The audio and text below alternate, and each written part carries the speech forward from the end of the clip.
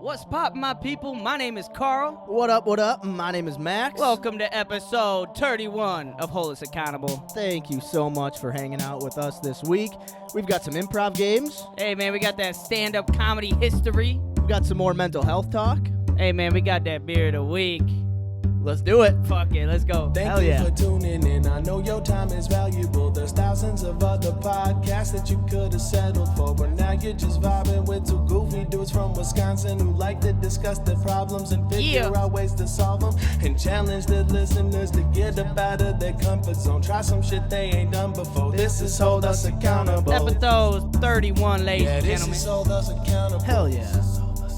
Yeah, this is Hold Us Accountable. This is Hold Us Accountable. This is Hold Us Accountable. Feeling good, feeling good, feeling good. Hold Us Accountable. Max, throw on your eyes, buddy. Let's get to her. Gotta see. Hey, ladies and gentlemen, what is poppin'? Hell yeah. Welcome to episode 31, y'all. Hell yeah. Thank you for hanging out with us, everyone. We appreciate everyone hanging out and the support we're getting. Absolutely, yeah. absolutely. Big Hell shout yeah, out man. Decker Polinari. Absolutely. That's a Hey, man. great intro to the show. Great intro. I'd like some new music from that guy, you know what I mean? Be great. Yeah, I mean, moves to Atlanta, doesn't like us folks no Maybe more. he's just he's cooking up. He's cooking something up. Ooh, in the Hopefully. kitchen, in the kitchen, in the kitchen. Hopefully, But big shout hopefully. out to everybody listening. Appreciate you guys listening, watching, doing whatever you're doing. Yeah, YouTube, absolutely. Yeah, and Spotty. if you're new to the show, this is shows Hold Us Accountable. Obviously, we just pick up a new hobby every month, and we talk about it every week. We're not experts or gurus on anything. We just like to have fun and try some new things and try to spread the word of just putting yourself out there a little bit.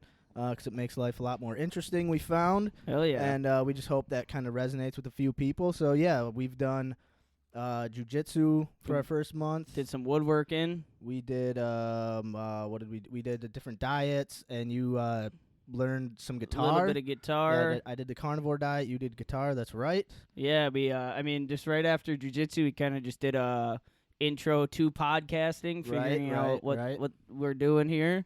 Yeah. Brewed a beer. Now we're on. We've brewed beer. It's in the fridge. Finally. Fridge. In the fridge. Finally. Hell yeah, it's Hell getting yeah, cool. So we'll be sucking down some of our own Tarskis next week.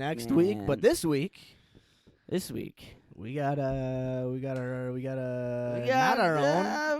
Let's get into not it. our own, I'm but thirsty, man, hey, huh? we got something nice for y'all. Maximilian, crack me open some of that shit. This is episode 31. Crack open a fucking beer, ladies and gentlemen. Let's have some fun. Hell yeah. I like beer cause it is good. I drink beer because I should. If there was a song to sing, I sing it and beer you bring. I drink beer when I am sad, cause the beer, it makes me glad. Now there's nothing left to say, so let's go drink beer. Beer is good! Beer is good! Beer is good! And stop! Saw me struggling or what? No, I'm laughing at the beer I got. Oh, you got the old tough Tarski over there. Yeah, we've got. I got the old tough Tarski. Hey, we're putting it Holy together. Shit, man. We've got some a variety pack of the beer of the week. So we've got This is we did mystery beer, so we just grabbed some beers randomly out of the fridge. yeah. So we're drinking Stone Brewery. And we got a variety pack from some friends, helped them out. So, of course, they helped us out, gave us some beers. And we got a 12-pack, some different types of IPAs. So me and Max are just going to kind of drink the different beers as we go. But let me tell you a little bit about Stone Brewing, man. Did they mean to put the label somewhere on the right way? Ooh. So, a little bit about Stone Brewing, founded by Zoinks. Founded by Greg Koch and Steve Wagner. What? How do you spell that? C-O-X? Or C-O... Maybe it's Koch. Koch? C-K-O-C-H. C-K-O-C-H? K-O-C-H. Oh, K-O... Yeah, that's Koch for sure. Yeah, Koch. Greg Koch and Steve Wagner. We've come a long way since opening in San Diego County in 1996. Now the 9th largest craft brewing in the U.S. We operate 2 production brewing facilities on both coasts in Escondido, California, and Richmond, Virginia. Today, our beer is available in all 50 states in more than 40 different countries. But we don't just brew beer. We also take great pride in serving it at our restaurants and tap rooms. In addition, we also operate the largest craft-centric beer distribution business in the U.S., serving our home region of Southern California. It's been an incredible 25 years of following our passion. We can't wait to show you what we have in store for the next 25. So Nice. we are drinking. The first beer we grabbed is the Stone Brewing Fear Movie Lions Double IPA. And It is a double. It is man. 8.5 ABV. Where is this one on here? Strong beer. I think this label is meant to be upside down because. Oh no, it's. I'm so confused. Why Yeah, would you too. do that? Because they had to. All right. Well, let me find. I'm gonna find a little info on what this It's beer like is. it's like if it'd be like if Frosted Flakes put all the fun reading on the back of their cereal upside down. That's and because you they just- want to. It's 8.5, so they want to get us all drunk and see if we can keep I don't. up. Whew, I've never had a beer this strong. Hey, it's nothing worse than that 65.5% alcohol I don't know how. Tarski I don't know how that's even legal. legal, drinkable, enjoyable. Let me put it back in my vest. Keep it cool. Keep it cold, buddy. It's a hazy double IPA. Yowzes. Is that so? The it's FML. Fear. Woo! Was that your first sip of it? Yeah. Whoa. Yowza! I wasn't lying, huh? So this is the Stone Brewery's Fear Movie Lions Hazy Double IPA. Is an Yeah. 8.5% blend of cross-country styles. It's got the bitter hoppy backbone. Sure does. Yes. You'd expect from a West Coast IPA with a slight haze and a massive aroma you'd typically find in an East Coast style IPA. Yeah, I can. That is massive. Woo. Sure is. Keeping the geography theme going, it gets its name from what 3 words? A global positioning system that assigns 3 words to every 3 meter square on the globe. Look up Fear Movie Lions, and it'll lead you to Stone Brewing Richmond, our East Coast home in Virginia, where the beer was first released. Huh. Interesting. So this beer was released June 4th, 2018. It is a vegan beer. Tasting notes: featured hops Laurel and Mosaic. Flavor profile: fresh squeezed fruit juice, strawberry, blueberry, grapes, and a hint of white sage. Palate: juicy and leading to a short, moderately bitter finish. I wouldn't say moderately. Yeah, no, that's a strong, bitter finish. Yeah, the appearance: opaque, murky, gold with a fluffy white head. Aroma: medley of fresh fruit with a juicy fresh hops and a hint of pineapple. So overall, this is our take on an easy East Coast double IPA. Juicy and smooth with just the right touch of West Coast bitterness in the finish. The aroma on the beer is insane and reminds us of getting fresh fruit from a farm stand on the side of the road. Now make that a farm stand on the side of the road in Yakima, Washington during hop harvest. The aroma of fresh hop envelopes. Woo! Oh, so what's with the upside down label? Good question. The answer is we leave no stone unturned. Ha ha. Oh, okay. So we finish it and then I guess so. right? Cheers, I guess. Cheers. Yeah, No, not I guess. No, Cheers, cheers, bud. man. Cheers. No, I'm not gonna let the label of a beer stop me from enjoying Hey, no, it. it's a cool label. It's just tripping me out, man. Just, sometimes you're trying too hard. That's all I gotta say. So we're doing this 1 out of 10. Right? Yeah, I mean, You can just taste the booze on your tongue after you take a sip. yeah, it sits there for a sec. Oh, for a yeah, So it you. might put me overboard. Just only one of these. Oh man, not my favorite. I'm not. No. It's too harsh for me. Yeah. I mean, I guess people enjoy their heavy hazy double IPA. I got it. Like, Yeah, I I don't don't. enjoy that super. It's not like super hoppy either. It's like just Boozy. boozy, man. It is a very boozy. It will get you feeling hazy and seeing double for sure after drinking this IPA. I'd say. Yeah, dude.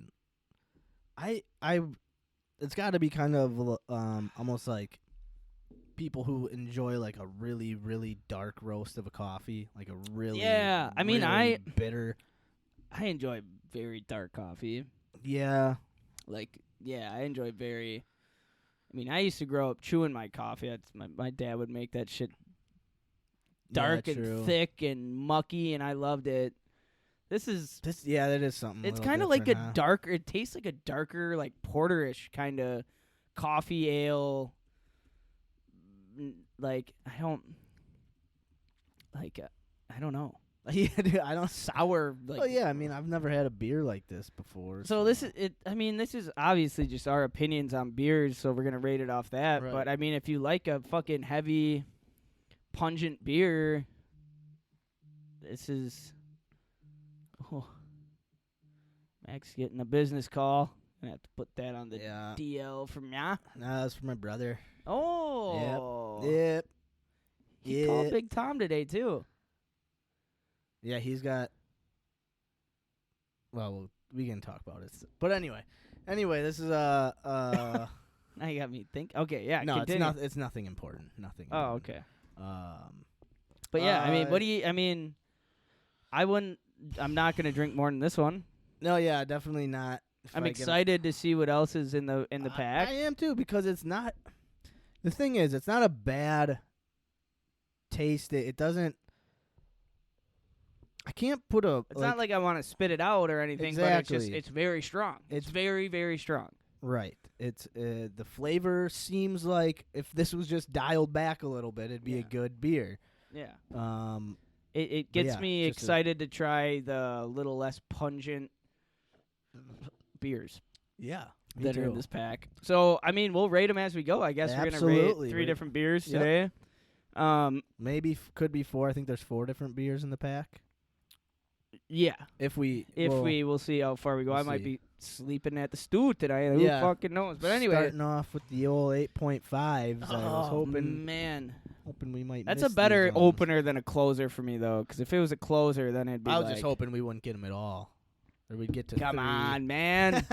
Who No, knows? it's good to try. What something happens new. if we crack open the HUA hazies and we get they're a little Oh. pungent, you know? Well, this is just because the booze content is mainly what I was thinking, but Even in the smell, it's like yeah, you really. it smells can. like something. smells like someone took a hazy IPA and dumped vodka in it. Smells like applesauce, like strawberry applesauce. What? Maybe not. I guess I could see where you're coming with that, but love doesn't applesauce. taste like strawberry No, it applesauce. doesn't. All right, Tastes like I'm gonna give this. Man, I'm gonna give Fuck. this a. I'm trying to just power through this. Yeah, I'm which gonna is give a- this a 4.64. I'm gonna give it a 5.37. I'll give it a mid. Yeah, because like 5.37. for me, it's like okay, I can understand if somebody likes a pungent beer, strong beer, that this would be good. This would probably be good. Okay. But like it's like even Sierra Nevada. I love Sierra Nevada. I love the beers, but like drinking a Sierra Nevada Torpedo, I think that's a double IPA or whatever. It's like Sure. fuck. I can taste the goodness of this beer, but Yeah. it is way overpowered by the booze contents. But not bad, not bad. No. Okay, so I mean on top of it, let me do a little beer history for y'all. Let's get into it. Yeah. Cool. So I got a couple of fun facts. I mean, I love before the show. I love kind of just sitting down and browsing through whatever fun facts I can find. I feel like I've read them all, but today I realized I did not. So we're gonna start off since we're drinking a strong beer. What's the world's strongest beer? You know, I would love to find out. The world's strongest beer, and I mean the name kind of says it all. Snake venom. Yeah, that sounds. It's considered the world's strongest beer. While regular beer usually have about 5% of alcohol, this Scottish monster has a stomach-burning 65.5% alcohol. This beer is definitely not for the faint-hearted. I would try one of these beers. I feel like one beer is a blackout. Yeah, Like, I mean, is it safe to drink one beer at 67.5% alcohol? 65% alcohol. Like a bottle of like cheap rum is like 40% alcohol. Holy shit, so it's got to just taste like, I don't even know. It can't taste good. It has to just taste. Well, I mean, dude, I don't know. I don't know. It's got to dude. taste damn near like moonshine. Yeah, you'd think so. Dude, I don't know. Well, because moonshine's like- double. Moonshine's like 120% alcohol. But it's made differently. Like, That's what this is, Like, I what? don't- How do you even make a beer that strong? Like, very, very early. I don't know. That's something to look into. I guess How to maybe I'll look that up. increase- Maybe Yeah, look it up. Look up that's what I was snake just gonna venom. say. Look up. You keep giving off some facts, and I'm gonna look up. All right, so going from the strongest beer, let's go to the oldest beer alive. Interestingly, the world's oldest drinkable beer was discovered in 2010 in Finland. It was a 19th century 19th century wrecked ship, absolutely preserved. It was on a 19th century wrecked ship. Absolutely preserved. It had a strong acidic aftertaste due to fermenting. After a complicated scientific analysis, the Finnish company, Stallhagen, succeeded its recreating of the recipe and produced a fresh version of the 170-year-old beer. So they found this beer on a wrecked ship that had been sailing 170 years ago, recreated it. Would be interested to try that too, man. Yeah, that'd be really interesting. It's like absolutely preserved. I mean, I guess underwater, it's pitch dark. I don't know what the temperature is at the bottom of wherever this was, because beer usually when it stays fresh, you want to keep it in like a room temperature setting. Right. Well, I mean, I Dark. guess at the bottom of the ocean, it's cold Yeah, and dark. and dark. I mean, there's no sunlight that's gonna get there to warm it up and make it all what's the word, punky or spunky or whatever. Skunky. Skunky, yeah. You almost had it. Yeah, Bonky. Bonky, skunky, grunky, Conky. donkey, flunk. Yeah, all right. All right, well, here you go. This might come as a surprise to many.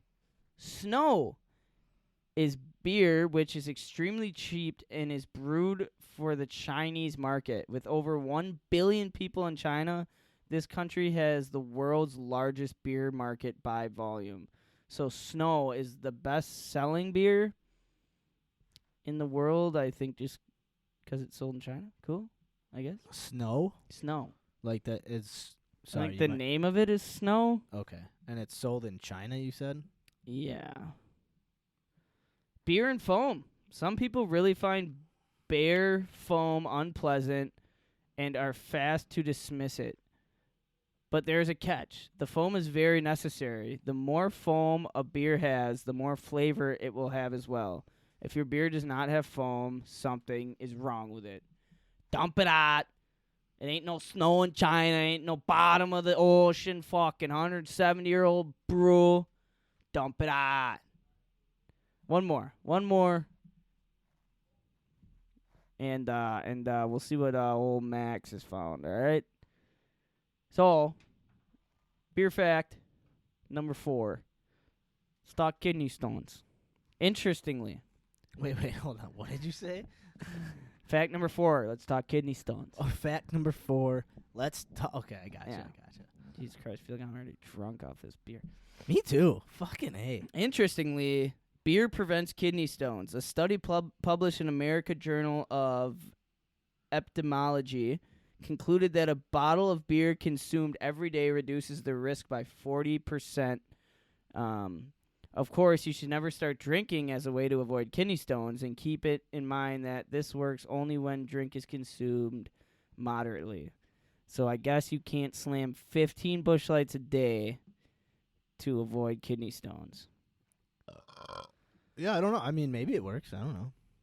Who knows, man? Who It's, knows? it's probably better than not drinking any beers. Yeah. Oh, I'm just going to stick to my diet. I ain't got a kidney stone yet. Me neither. Good for us. Working pretty good so far. Oh, yeah. Will you find anything? Yeah, here we go. All right, so just really just quick search. All right, so let's dive into what you can use to increase the ABV in your beer. The first one is obvious and tends to be what we recommend: malt extract. Adding more malt extract, either hopped, liquid, or dry, will increase the ABV of your beer and improve the flavor as well. This is the best option to add more ABV to your beer. And then it just says how they offer things.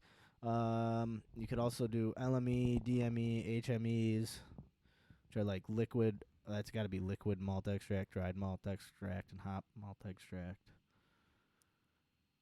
which they just said in the thing before. So Yeah. I don't know why would they say it again.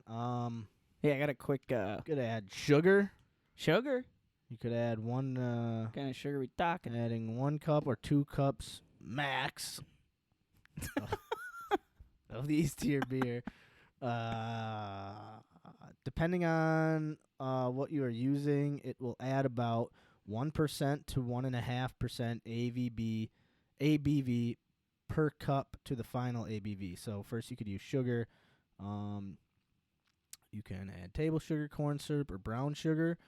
You want to be careful Ooh. with the amount of sugar you're adding. As we mentioned earlier, that can create some odd flavors. Add your...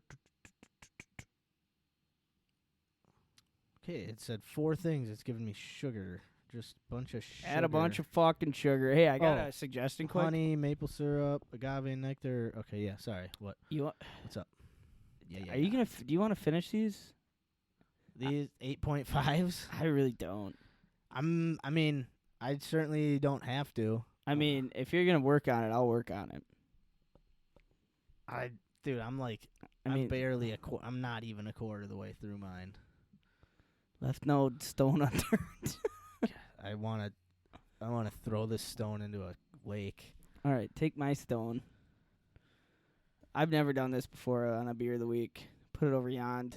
Yeah. Get that fucking thing out of it. I took 3 sips and I feel like I'm drunker than I It's was. not- Like, I swear to God.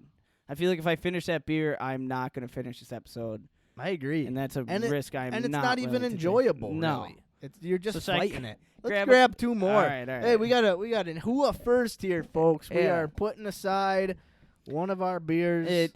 I mean, in all honesty, if I finish that beer, I'm going to be way too hammered, and it's not good. I agree. Good And call. it tastes like not something I enjoy. I'm not going to say it tastes like shit. It's just not my taste bud kind of deal. Right, it's not for me We either. tasted it, rated it. Let's move on. Let's get another one.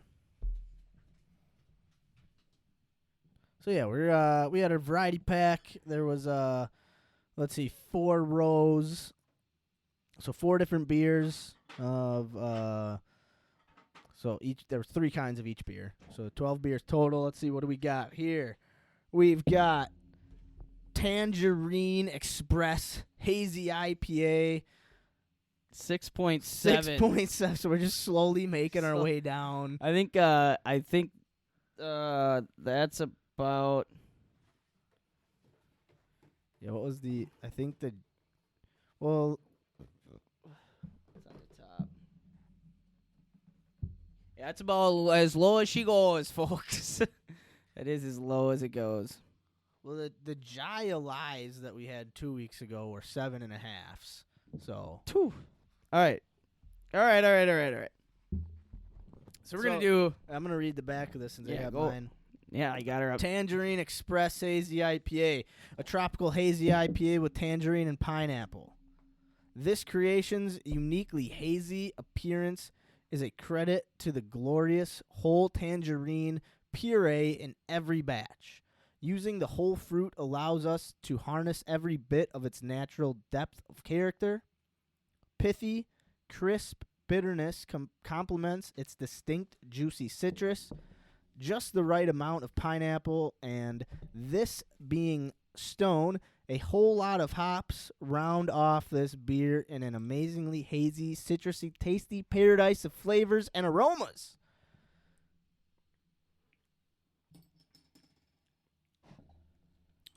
So it's a little nicer right there. A little nicer? A little nicer. All right. Not a...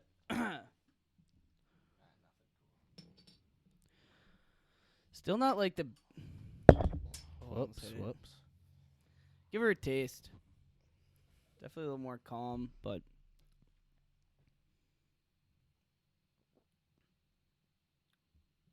Yeah. Not bad. Not bad. Not great. Still not my favorite. This place sucks. Stone! What you doing to me? They're just so hot. They're like... We could have just done, like, fucking samplers. Yeah. That'd Yeah. be nice, you know? Next time. These are samplers. We do 12 ounce 12 ounce Sampies. All right, so we let me jot this one down here. So this is episode 31, ladies and gentlemen. This is the second beer of the week because the first one was a little too much for my toast. Well, and here's the other thing. I mean, we finish one of those. The show is just gonna be not really coherent, or it just won't be enjoyable for us. It won't be enjoyable for anyone trying to listen. So We're doing us all a favor. Scrapping it and moving on. And we're moving on. We moved on to the Tangerine Express Hazy IPA. What are you thinking? Let me give it a couple more tasty pooskies.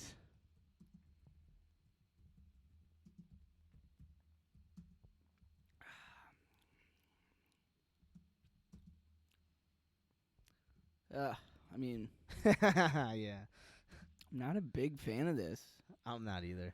It's okay. It's not like I'll be able to drink it slowly. Yeah, it's okay. Give it a 5.6. Oh. 2. 5.62. Okay. I love it. Hey, if there's somebody out there who loves Stone Brewery's beer, I mean, we got 2 more to try. Yikes.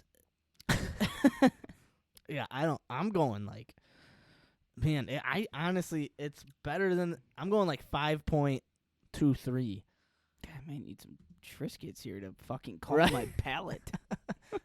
I got to run to the bathroom quick. I'll be right back. All right. I'll give you guys a couple more beer facts. So Stone Brewery, I mean, I'm not going to talk bad about it. It's beer. They brewed us beer. We're drinking the beer. I'm appreciative. But not my favorite, you guys. I can't lie to you. Cannot lie to you. But International Beer Day. International Beer Day held annually on the first Friday of every August. We got to put that in the calendar. The tradition began in 2007 in Santa Cruz, California. Nowadays, it has grown into a worldwide celebration spanning 207 cities, 80 countries, and 6 continents. So there we go. The first Friday of every August. So let me see. That would be August 6th is a Friday this year. So we might be doing a Friday episode. Max, we might have to do a Friday episode in August. August 6th. It's International Beer Day. So there we go. Beer and bones. Researchers have found that beer contains a substance that boosts bones and can mean that there's a smaller chance to suffer from osteoporosis. Osteoporosis. I think. Yeah. They discovered that beer has a high level of silicone known that slows down Speech? Jesus Christ. I think that's just the mere I might be going slow here. Can't wait for my spelling bee. They discovered that beer has high levels of silicone, known that slow downs. I think whoever wrote this was slow. I want to read this exactly how it is written right now. They discovered that beer has high levels of silicone, known that slow downs the bone thinning that leads to fractures and boosting the formation of new bones. Hey, maybe we shouldn't trust this article too much. I'm gonna give it. This can do is what I'm reading this off of. Hey, we don't know if this shit's true. I'm just reading something I see. No, We hope we are able to learn something new and interesting. And if you feel thirsty, like us, feel free to. Okay, fuck this. Yeah. No, I So if I think I you- have heard that before. Beer No, I slows have down heard that. speech and strengthens the bones. That's what this can do. Website as to say. Oh, that's what it's. This can do. Discando.com. DISCANDOOO. I swear to my God, God. man. Holy shit. What a fucking terrible beer of the week. Ladies and gentlemen, this is episode 30. Beer of the week. Maximilian, crack me open some of that. This can do. Fuck us. I like beer cause it is good. I drink beer because I should. If there was a song to sing, I sing it and beer you bring. I drink beer when I am sad, cause the beer it makes me glad. Now there's nothing left to say, so let's go drink beer. Beer is good! Beer is good! Beer is good! And stuff!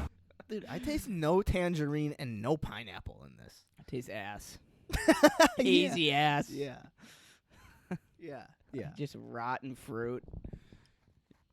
Well, hopefully our hazy IPA won't be this. If it tastes like this, I'm gonna love ours. Oh, I'm gonna give 10 ours out a of 10 10. out of 10.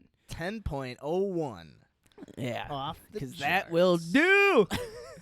Sorry, moving on, ladies So and yeah, gentlemen. we so far, we just a quick update in our beer process. yeah, man. We yeah. bottled it 2 weeks ago, officially.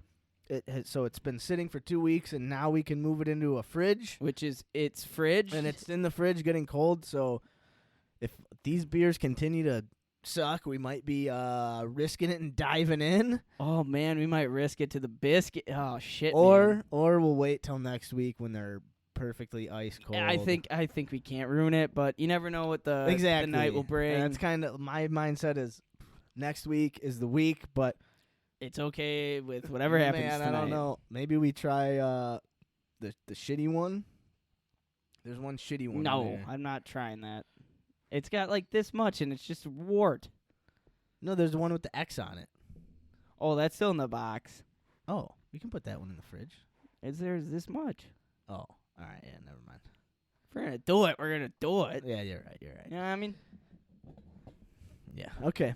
Okay, Okay, okay, pussy. okay, All okay. right. Look at, No, hey, no, easy on the no. words over there. You Yeah. know that won't do for this show. All right, let's get Right, her, yeah, keep this is her the moving. How you PG doing? show. My bad. My mistake. my fucking fault. dick. Sorry, everyone. Excuse me, folks. Excuse me, folks. All right. So yeah, we got the beer in the fridge, Hey, yeah, it's in the fridge and getting icy. getting icy. So, with that being said, talk about our weekly challenges, huh? Oh man, We've, ladies and gentlemen, we're about to get into a little boogie town. This Hell is this yeah. week's weekly challenge. Me and Max were coming up with some of our own improv skits, Yep. and are we gonna get down to it, or get dirty with it, get jiggy, or are we just gonna talk about it first? Before we get to the improv skits, we should talk about our park cleanup and how well that went. yeah. So we no parks are clean in Green Bay right They now. are dirty as fuck. They said they all had no cleaning trash up signs. up. Right. They said cleaners will be prosecuted to the full extent of the law. And you guys will have to sit down and drink 10 Sphere Movie Lion Stone Brewing IPAs if you get caught. So we said we will not be picking up trash. But I did go against the law. I did pick up a couple pieces of trash in Weiss Park yesterday. Oh, did you? You're over at walking my parts around. of the woods. Yeah. I went. I walked around there, but I didn't walk the The back.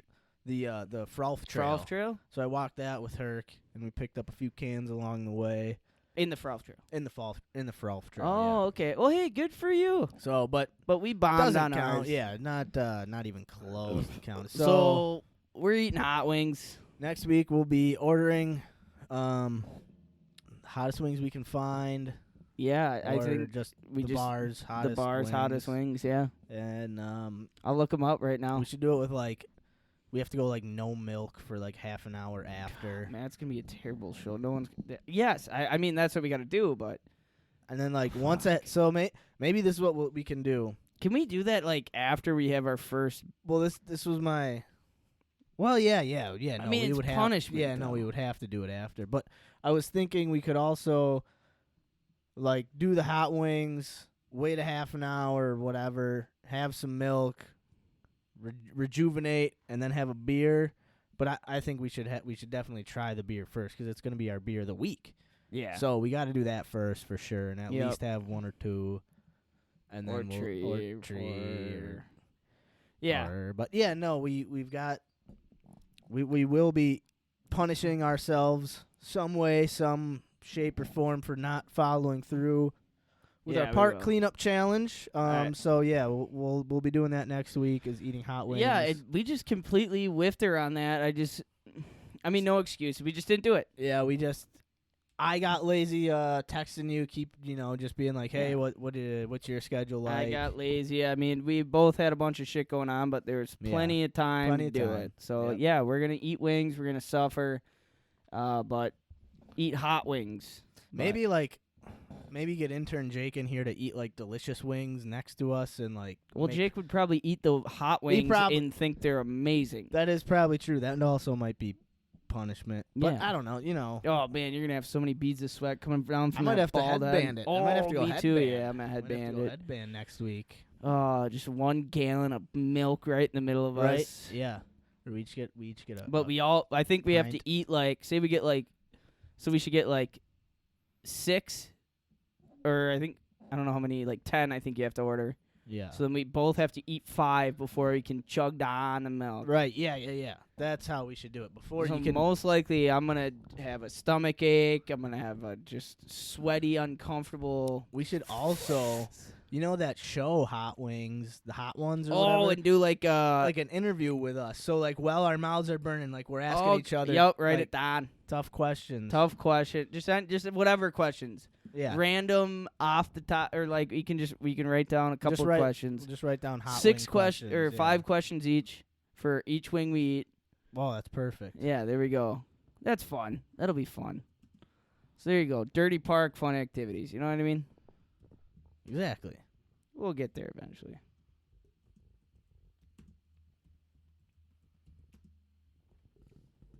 Oh.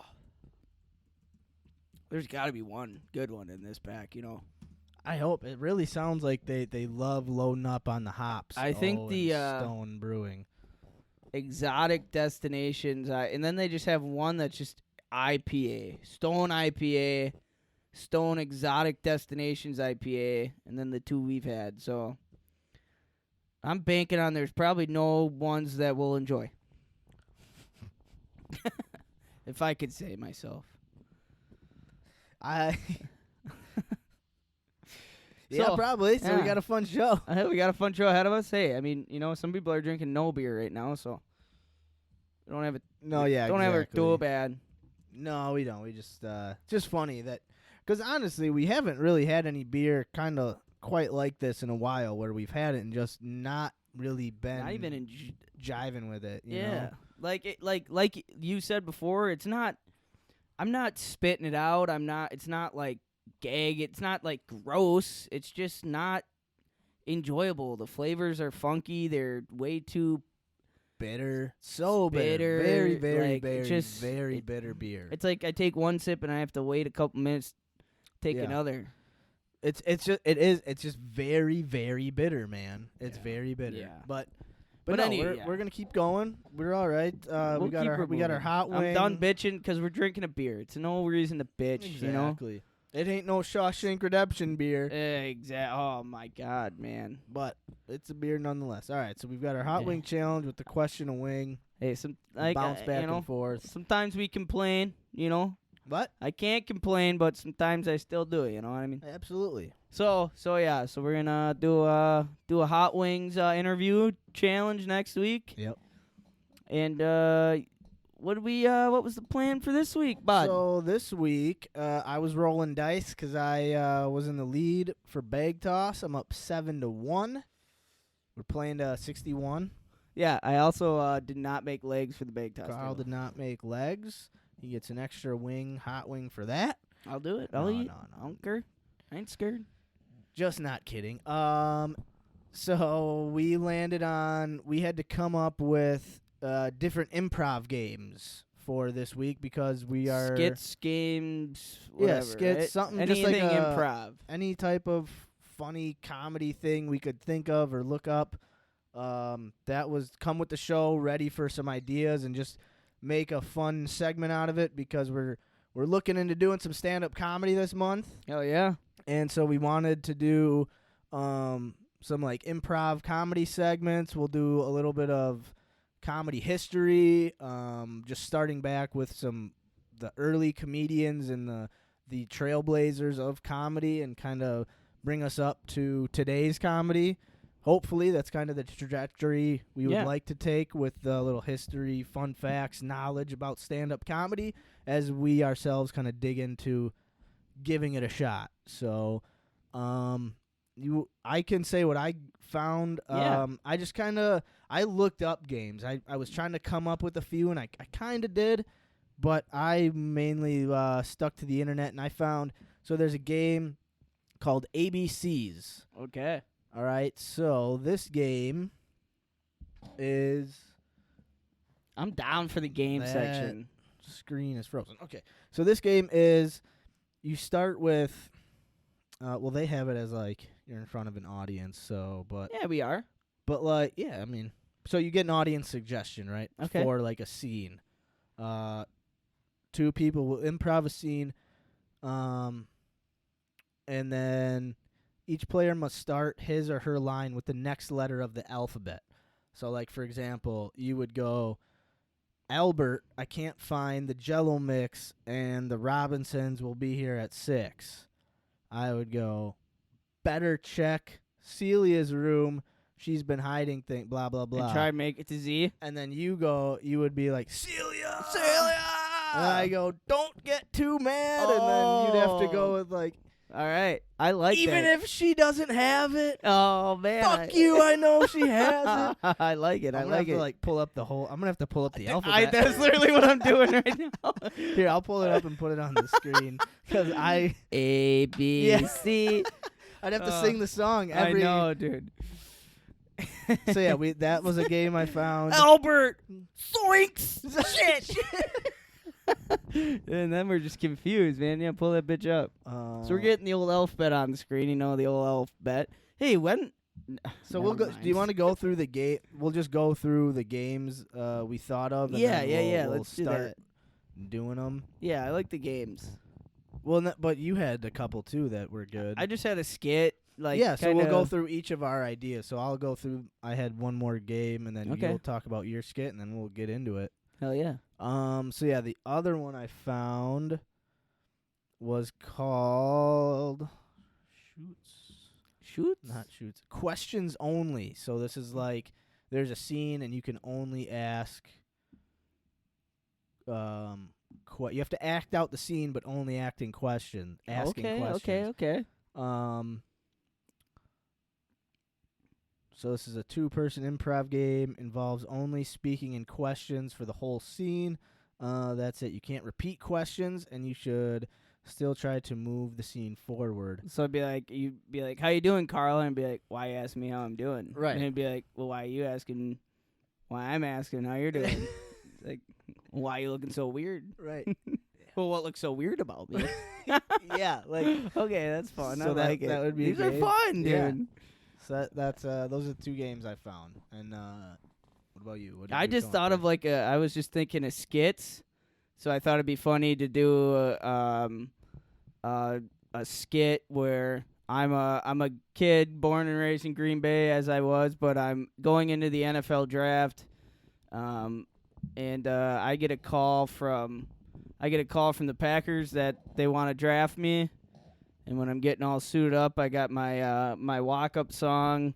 That's the Bears still suck, and I'm ready to go to the Packers, but my draft pick comes up and I get drafted to the Bears, and I have to give my like speech to the Bears or something. I don't know. So I don't know. I think it'd be fun if like I pretend to call you as like the Packers. I'm like, hey Carl, we got a couple teams ahead of us, but we're we think you're gonna make it to us, and we want you to stay in Green Bay, local kid. We want you to stay here. Do that. Oh hell yeah, coach. Hey, just make sure the Bears are ahead of make sure they don't catch me first. And then we'll it'd be like the Bears on the clock, and then Carl gets a phone call. Hey, it's Coach Dicka. Hey, Carl, it's the fucking coach of the Bears here. We really love the way you play, kid. We love your heart and your attitude, and we want you in Chicago. What do you say about that there, kid, huh? Like, oh, man, I really love cheese curds, coach. I really love Lambo, coach. Oh, yeah. We heard how much you hate the Packers and want to stick it to them because they didn't draft you in the first round, but, we got you here in the second, and we really think you're going to make an impact for us here right away. We want you to start and be the guy out here. Yeah, I really appreciate it, Coach. But you know what? Just a quick thought just popped in my mind. I think I might stick to the window business, actually, Coach. Yeah, something like that. Yeah, something fun like that. Where and then I'd be, walking up on stage. You're walking up on stage. I'm the commissioner. Oh, hey, okay. Girl, hey. You made it to the end of your dreams. You made it. It's your dreams. You better. It's a lot of hard work. You gotta oh, man, you're just so happy you're crying, huh? Wow. Oh, man, I love the colors green and yellow. Here's your jersey. Hold it up for the picture. It's your number 2 with the navy blue, orange, and white. It says Wardlow on the back. Look at you. The Bears still suck. Happy to be near Green Bay still, kind of. That'd be fun. All right, something like that. I'm glad we talked through that because I didn't have that big of an idea of it before, but let's get into it, bro. Let's do it. All right. Pull up that alphabet. All right, let's do this. You notice my nervous twit? Dude, this is like my anxiety right here. It's my microphone. All the time. You know what I mean? Hey, I found if you grab this little knob thing on the other side, it's not so bad. Talk over here. Oh, really, talk over. Hey, just move it. All right, so all right, let's pull. I wonder if there's like a random scene generator. Let me see if I can.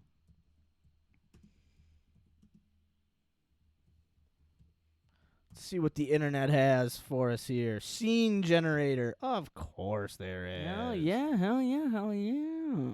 Random characters context. All right. All right, real quick before we do this, I gotta go. Yeah, absolutely. All right, let's see. We're looking up setting. Oh, this you have to like enter in a bunch of behavior and stuff. What? I'm confused. The internet is confusing. Activity. I don't want to be on a train. How can I change this? Okay, so not going with this scene generator. That is a little bit too in-depth. Random wheel. Maybe this is what we need here. Start. Let's see. What do we got? Spin it. This might be exactly what we need. Oh, this is perfect. Crisps. So like chips. Oh, this is perfect. Okay, cool. So basically, it's like just a giant, I'm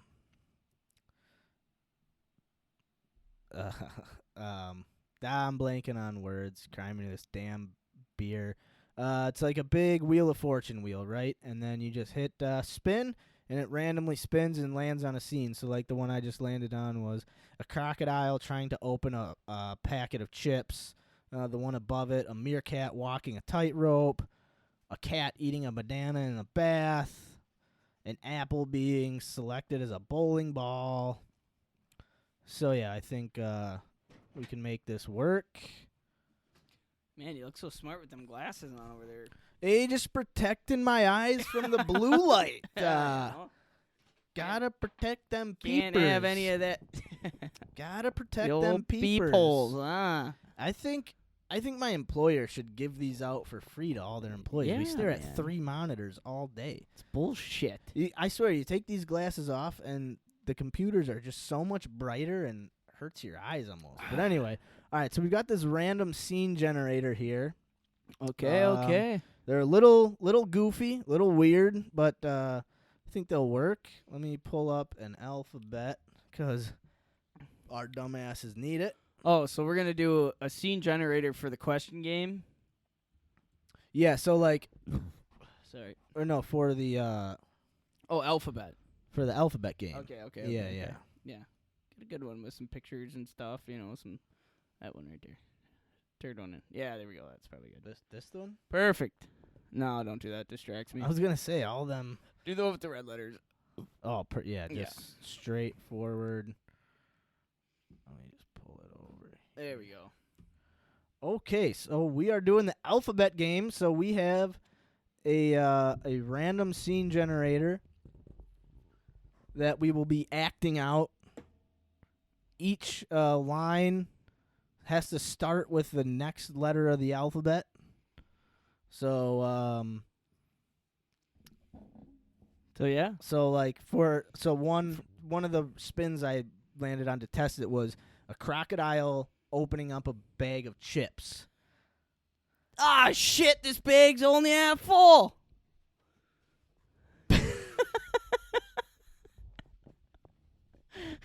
I mean, Bastard alligator. I'm just gonna only know like swear words.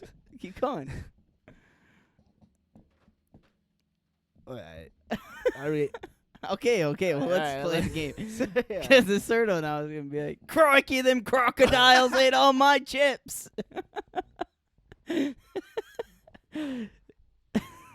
Okay. I love this This game. is gonna be fun. All right, I'm in. Holy shit. Let's get her let's see done, what, Captain. Let's see what We gotta make it all the way to Z. All right, see what you got. So the wheel is spinning, wheel's spinning. and we got we've got a giraffe giraffe decorating a Christmas tree. All right. All right, you want to start? Low dice starts. Okay. 6. Juan. All right. Okay. Let's So see. we are we are acting out a giraffe decorating a Christmas tree.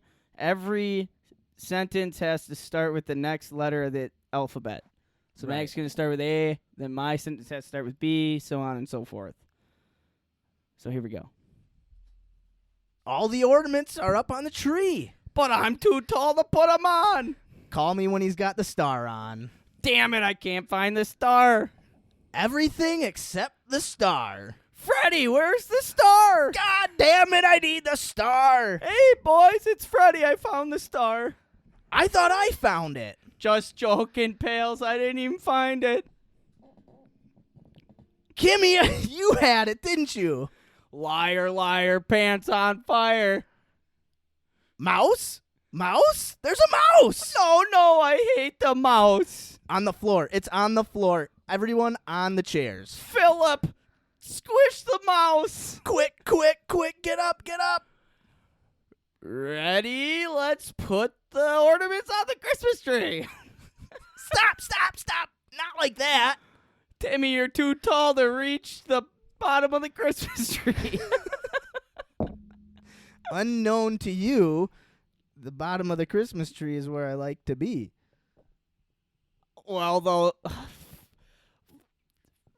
Velcro is sticky. Well, of course it is. Yeah, you don't know that by now? Xylophones don't. Xylophones don't sit on the Christmas tree. You never said that before. Zoink, Scoops. Oh man. So yeah, that was a giraffe trying to decorate a Christmas tree. Oh, man, that went in 26 different directions. We had Philip. We had fucking xylophones. Let's do one more. Spin her Kim. down. Spin her down to Chinatown. All right, let's see. Oh, man. So we are, once again, spinning a wheel to find a scene to act out. A cat eating a banana in the bath. What the fudge? All right. High dive starts. Okay. All right. Ah!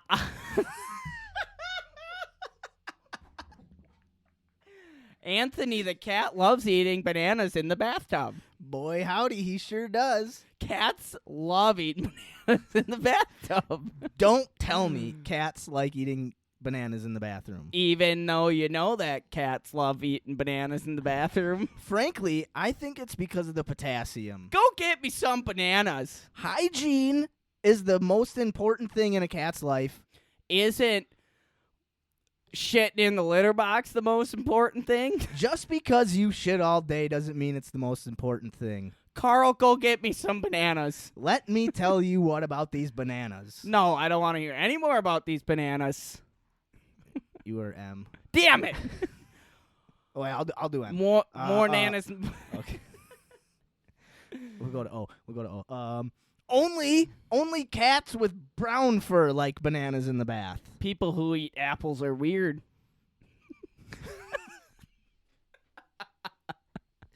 Quietly eat your apple. Rambunctiously eat your bananas.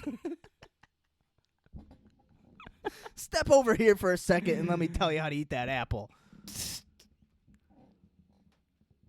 Talk to me when you got my bananas. Upper deck, that's where you go for the apples. Vicky, my mommy cat's got the bananas. Well, guess who's got them now? Xylophones. You got X again. What is X? What starts? I don't know. Xylophones don't really like manners. Yes, they do. Zippity-doo-dah manners. Oh, man. We need, like, a dirty skit one. We need, like, Yeah. dirt, like, yeah.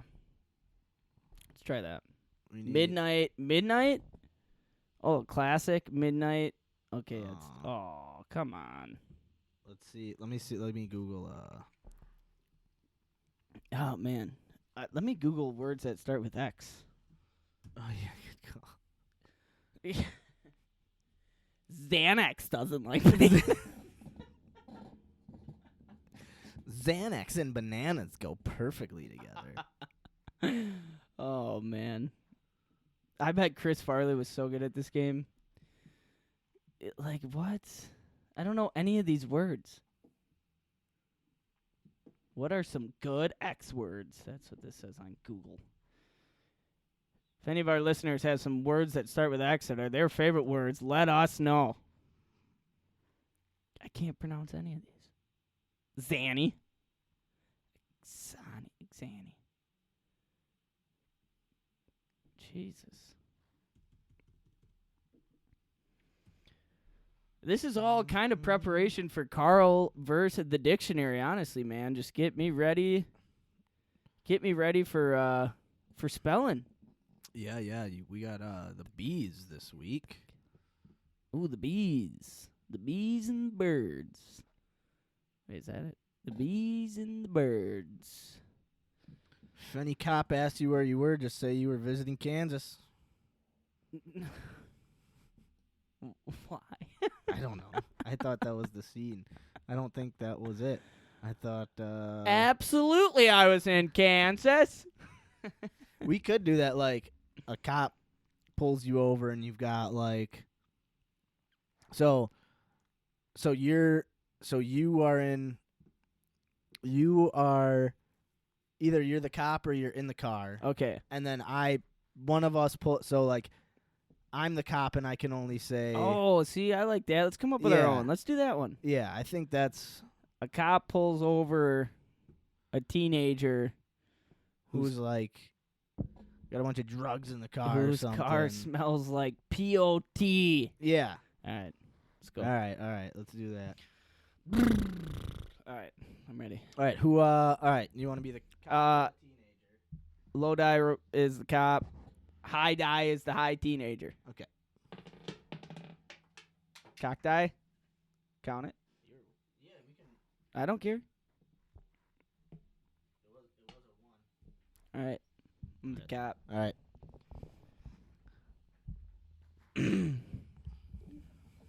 All right, sir. I'm gonna need you to tell me what's in the car. Before I do that, man, just wait a minute. Could you tell me what that smell is lingering through the air? Dude, I said just give me a second, man. I'm trying to find my license. Even if you need a second, I am the cops. Frankly, sir, I'm just a little worried about making sure all my paperwork's in order here, sir. Give me your license and registration. Hang on. I don't care. Jeepers, why not? Keep on telling me your excuses. I want to know what's in this car. Let me just say one thing. More money, more problems is no excuse for you, young man. No, that's not what I was gonna say. Okay, young man, settle down. Please, just let me off with a warning. My dad's gonna kill me. Yeah, question for you. Is there any pot in the car? Rest assured, Sally. No. Sally boy, I must say, I think you're lying right now. Truthfully, I don't know what's in this car. Uganda! Starts with a Y. Oh. Under the laws, or you might have to come with me. Very true, but just wait a second. Why are your eyes so red? Xanax. It's Xanax. I'm sorry, I've got Xanax. in the You're car. coming with me, man. Zippity dude. Zippity no. That's pretty good. Oh, shit. that was Not funny. bad. That Not was bad. funny. Not bad. All right. How about... Wait, I thought you said when you said Uganda. I thought you just said Uganda. Like I thought you were saying you gotta do something. And then I was like, No. oh, he said Uganda, like the country. First, the U that popped in my head. Uganda! Oh, hell yeah, man. Maybe we should do the Green Bay native in the draft getting called by the Bears general manager through the alphabet. Oh, dude. And the skit on and the improv on that note, huh? Yeah. All right, so you're gonna be the kid the whole time. All right. I'll start as the Packers manager, Okay. and then So are we gonna go through as the Packers? I'll give Or you do you the wanna- first call as the Packers, and then You'll the second call will be from Chicago, and then we'll see how far we can get. All So right. I'll go. Or you Oh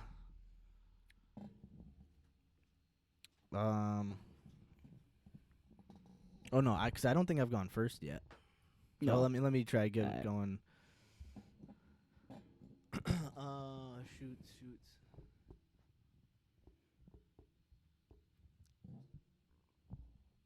Bring. Hello? Above all else, we want winners here in Green Bay. Baby. Coach, this is Carl. I'm happy to talk to you. Certainly, we're happy to, young man. We think you're going to bring a winning attitude to this organization, and we're looking forward to picking you here in a couple spots. Don't pass me up, Coach. I know who's coming before you. Everything's looking good, son. Everything's looking good. Hold tight. Fantastic. I can't wait to be wearing the green and the gold. Bring. Hello?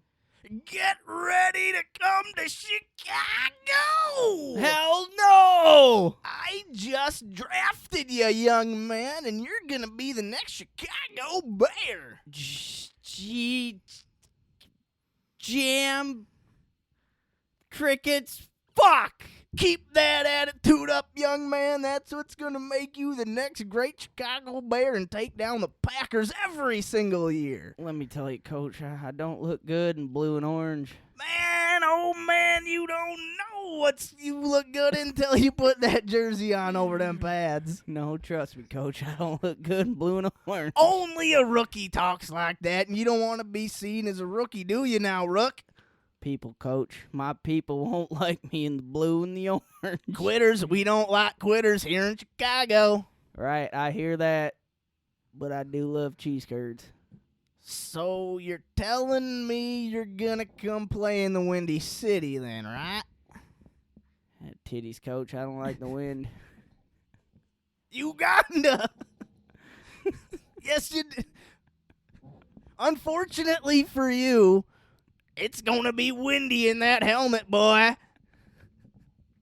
Vagabonds and very tall buildings are not my thing, Coach.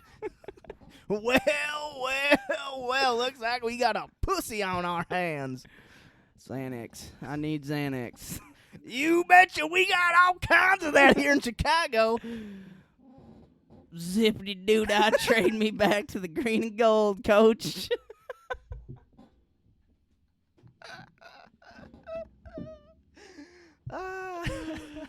Oh my God. Oh man, that was fun. Hey, that was the improv. Episode 31, y'all. There's got to be more words that start with Z, you know. Zippity doo dah. Zippity doo dah and zappity doo dah dang, you know. Ladies and gentlemen, this is episode 31. We did a little improv. We're gonna mosey on down to Big toss time? Yes, sir. It is big toss time. Big toss. Round number 2. Max is leading 7-1. Hell yeah! So take a little break. Go get yourself a snack. Go take a shit. Go say hi to your friends. We'll be back in a little bit. We're gonna set up a little bag toss, and we'll be back boogieing here in a sec. Yeah. Let's do it. Yeah. Yeah, man. Yeah, man. This is episode 31. Big toss, A man. little big toss, man. Hey. Little cornhole, man. Welcome to the cornhole, man. Max is up 7-1. Yes, sir. Not for long. We're gonna. How did we do this again? Since we only got 2 bags, we did. Back there. Okay, right. Okay. Okay, so I gotta get my bags. Yes, sir. Ladies and gentlemen, episode 31, bag toss game. I'm gonna come back real quick, like. We're gonna find out. Yeah, man. Yeah, I like this music, man. Max, toss it up. You got the lead.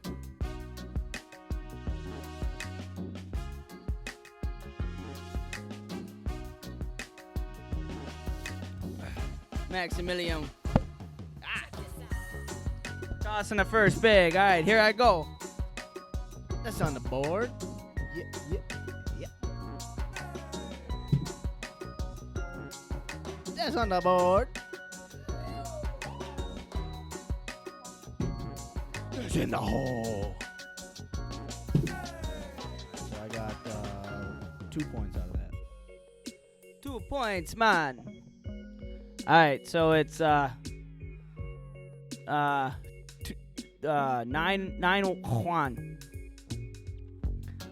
Let's keep it moving. How you doing?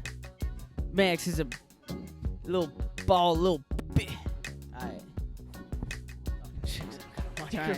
Trying to talk shit. All right, you start it up. All right, I'll start it up. Dog shit.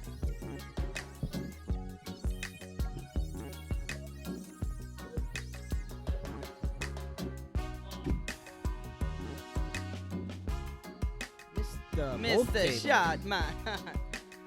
I missed, yeah. Yeah, man. All right. Max hits the board. It's on the board. Again.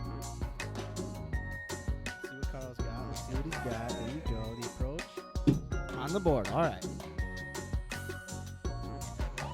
Maximilian, don't fuck up. Wow. Damn it. In the hole again. Just wait till I get my pump-up music going. Yes, that's 3 more points for me. I'm up 12-1. Oh, yeah, now we're talking. All right. What are you up?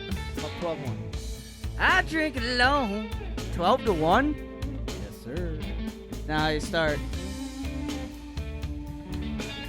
That'll hear. Am I starting? You start. Why does the low man start? Oh yeah, because then you get last time. Yeah. Is that not, can you not do that? Fuck Max. Woo-hoo.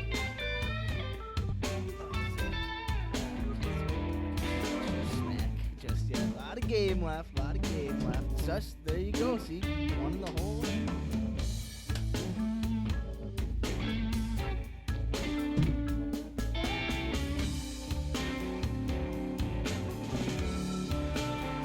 Do something about that. I was thinking of putting them sticky stickers under him. But I'll make legs one of these days, you know what I'm saying? But until then. See, you know what we can do about that. Oh, 2 in the hole.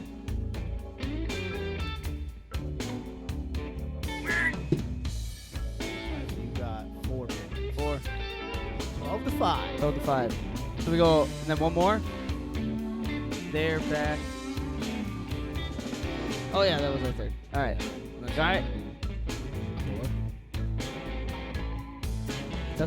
don't care. No, it's All right, we'll keep it at 3. All right, y'all. Max is still leading the game. will be 12-5. 12-5. Get a few points on the board, so feeling pretty good. Hey, I'm feeling alive, man. Feeling ready to go. Hell yeah. And that is the end of this bag toss game. Should we roll dice since we got a table open? Yeah, let's do it. We're going to roll some dice. Bring up the board real quick. Hold on, just give me a second.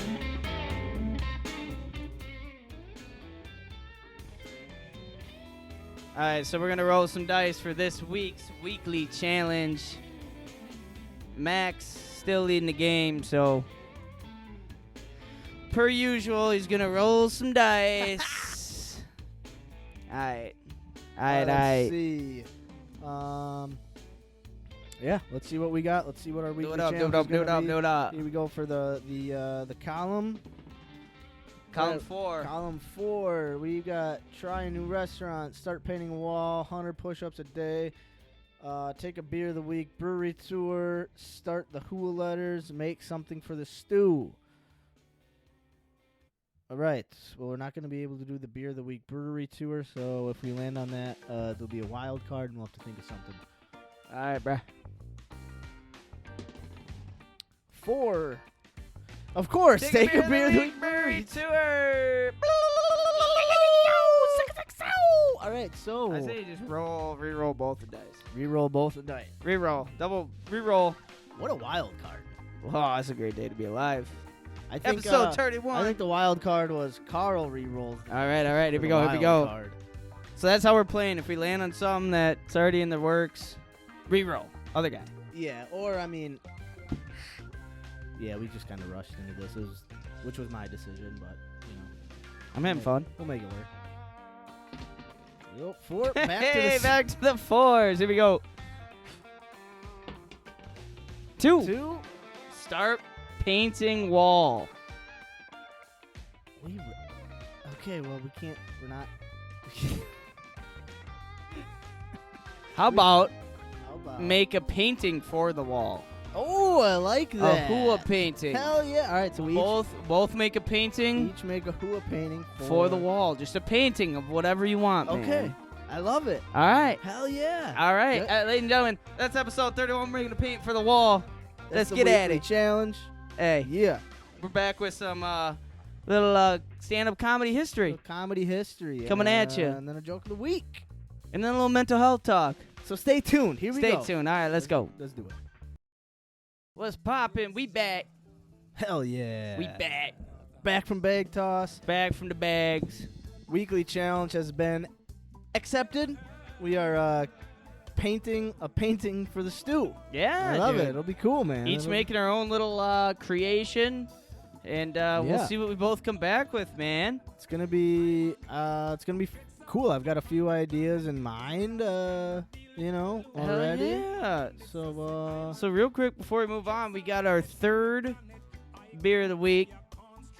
yes, sir. We got the Stone Exotic Destination IPA, which is a hop-fueled journey. Close your eyes. Well, not yet. Picture your ideal place. Maybe it's a beach with pale sand, clear water, and no one else in sight. Could be scenery forest filled with only the sound of the wind and the branches. It might be a balcony overlooking a picture cityscape, or a cliff top overlooking a ragged valley of rock formation. The hops known as the Citra and HBC 692 are on your journey. Bring along vivid notes of tropical fruit, tangerine, and berries. Hops are capable of some of the most amazing things, and so is your imagination. Are you ready? yeah, man. Fill your glass, man. Let its rim and the aroma rise to meet you. And now, close your eyes, man. Taste the Stone Exotic Destination IPA, man. Eyes are closed. I'm gonna taste the exotic destination. Fingers crossed, man, for a good taste. Okay. Okay. My favorite of the three so far. Definitely my favorite. Okay. Not bad. Much less bitter. Much less bitter. With a 7.5 ABV. Yeah, I mean, Good taste. I mean, the look of the bottle, the exotic destination, taste is good. I like it. Yeah, I like it as well. They sure love their tangerines in this at Stone Brewing. Fucking SoCalers. I thought they were out of Virginia. So, SoCal and Richmond, Virginia. Oh, so they just got both coasts just man. cornered. Good for them. Way to go. You know what? I liked it. I like it. It's not. Yeah, It's not. I can drink. It's good. Better than the other two. Yeah. Cheers, bud. Episode 31. Cheers to me being in the lead in bag toss in my exotic destination. In your dreams. All right, so Maximilian, we're on Beer of the Week number 3, and Number we're going to 3. move on and talk a little... Well, we got to rate this real quick. Oh, real yeah, quick. of course, of course. Give it a quick rating here. Give it another taste. 6.72. No. Take back. 6.93. Whoa, okay. See, I was kind of right along with you. I was going to go 6.71, so... Much better. Yeah. My favorite. Definitely improving as they go. I'm gonna show the crowd the bottle because I love it. Yeah. Oh, it's a great bottle. Yeah. I'm not gonna lie. I don't get the little demon thing that they've got in all of their. I don't understand what that has to do with Stone Brewing, other than the fact that they must just like that demon head. But It's got to be a story behind it.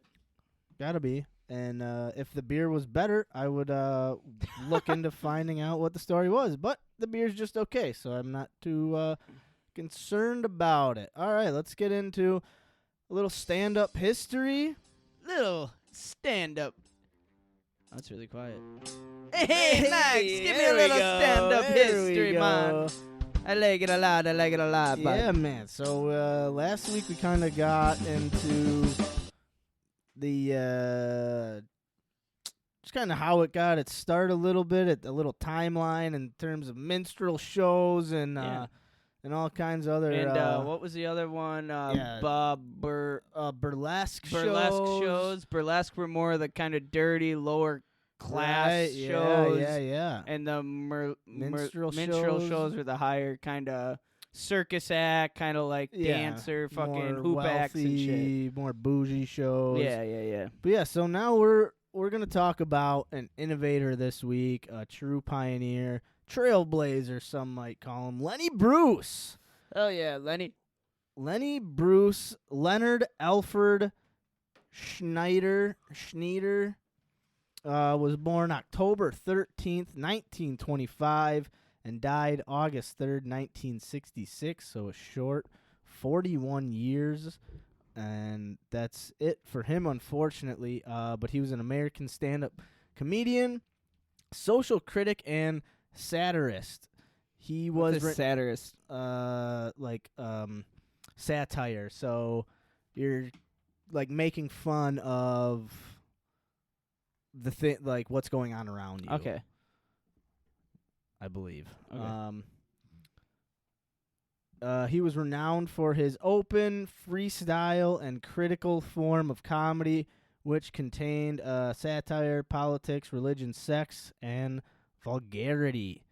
His 1964 conviction in an obscenity trial was followed by a posthumous pardon. Yeah, so we'll get into that a little bit. I was gonna say, let's talk through that because that's absurd in my mind. Like in this day of age. So continue though. Yeah, there's a lot to get into with him. He was some of the things I was reading. He started in Dance hall racket. but he was like in the Navy, and he performed a comedy show in Drag Queen. Oh, okay, so in he's drag, and he was like dishonorably discharged. Oh shoot, where did I see that? It's right there. This led. Yeah. After spending time working on a farm, Bruce joined the United States Navy at the age of 16 in 1942, with active service during World War II. Aboard the USS Brooklyn in northern Africa, Palmero, Italy, in 1943, and Anzio, Italy, in 1944. So okay. So this is like Klinger in the show MASH, the guy who was, I mean, not in the same sense, but Klinger, if you ever watch the show MASH, he was trying to get out of the war, so he dressed in women's clothes, drag clothing all the time to try and get discharged. Yeah. So here in May of 1945, after a comedic performance for his shipmates in which he was dressed in drag, his commanding officers became upset. He defiantly convinced his ship's medical officer that he was experiencing homosexual urges. This led to his undesirable discharge in July 1945. However, he had not admitted to or been found guilty of any breach of naval regulations and successfully applied to have his discharge changed to under honorable conditions by reason of unsuitability for the naval service. Okay. Yeah, so he's basically like, what? Like, he was fighting for what was right. Right, he man. was You like, know, hey, you can't discharge me because of my belief or because I'm of just you trying know, to put who on I a am. performance here. I can't help it. You guys don't like it. Yeah. All right. In 1959, so he fought that for a while. No, never mind. In 1959, while taping the first episode of Hugh Hefner's Playboy Penthouse, Bruce talked about his Navy experience and showed a tattoo. Okay, sorry, I don't know why I read that. So that was just kind of like his start into like kind of sticking it to the man and saying you can't tell me saying things is like a dishonorable thing. I'm Just because you're uncomfortable with it, right. You know, Doesn't mean you can't. Doesn't mean it's wrong. Exactly. And so that was like Fuck his, you, motherfucker. Yeah, that was his kind of first start at that, which, I mean, dude, how crazy is that in 1945 he was saying he had these it's almost like he knew what he was doing. He's like, I'm going to push the limits. I'm going to say I have these crazy homosexual urges, and that's why I'm putting on these performances. I just want to see what they do. Yeah, What are they going to do to me? Yeah. And he really pushed the limits, the boundaries that early on I mean, we look at the 1940s now as like, damn near caveman like ways of thinking and times, and he was definitely ahead of his time. But so let's get into his comedic career here. Bruce's early comedy career included he wrote screenplays for dance halls. You know what? I want to get into the legal stuff here. I think that's the more interesting part about Lenny Bruce. This is kind of how he became a trailblazer in the comedic community, man. And when you hear some of the stuff he was being arrested for, you're gonna think we're lying. And I mean, this is get into it. I mean, just get into it. Yeah. So again, he was a trailblazer, and keep that in mind. So he had a lot of legal troubles, though, and there's a reason for it. So So how he got started into these legal troubles. Bruce's desire to help his wife cease working as a stripper led him to pursue schemes that were designed to make as much money as possible. The most notable was the Brother Mathis Foundation scam, which resulted in Bruce's arrest. Okay, well, I didn't... Hey, keep it going. Keep it moving. No, it's fine. No. Which resulted in Bruce's arrest in Miami, Florida in 1951 for impersonating a priest. Yeah, so he was digging into levels, I mean, shit that will offend anybody to the age now. He had been soliciting donations for a leper colony in British... Oh, wow, he was really doing some shit. Guyana under the auspices of the Brother Mathis Foundation, which he had legally chartered.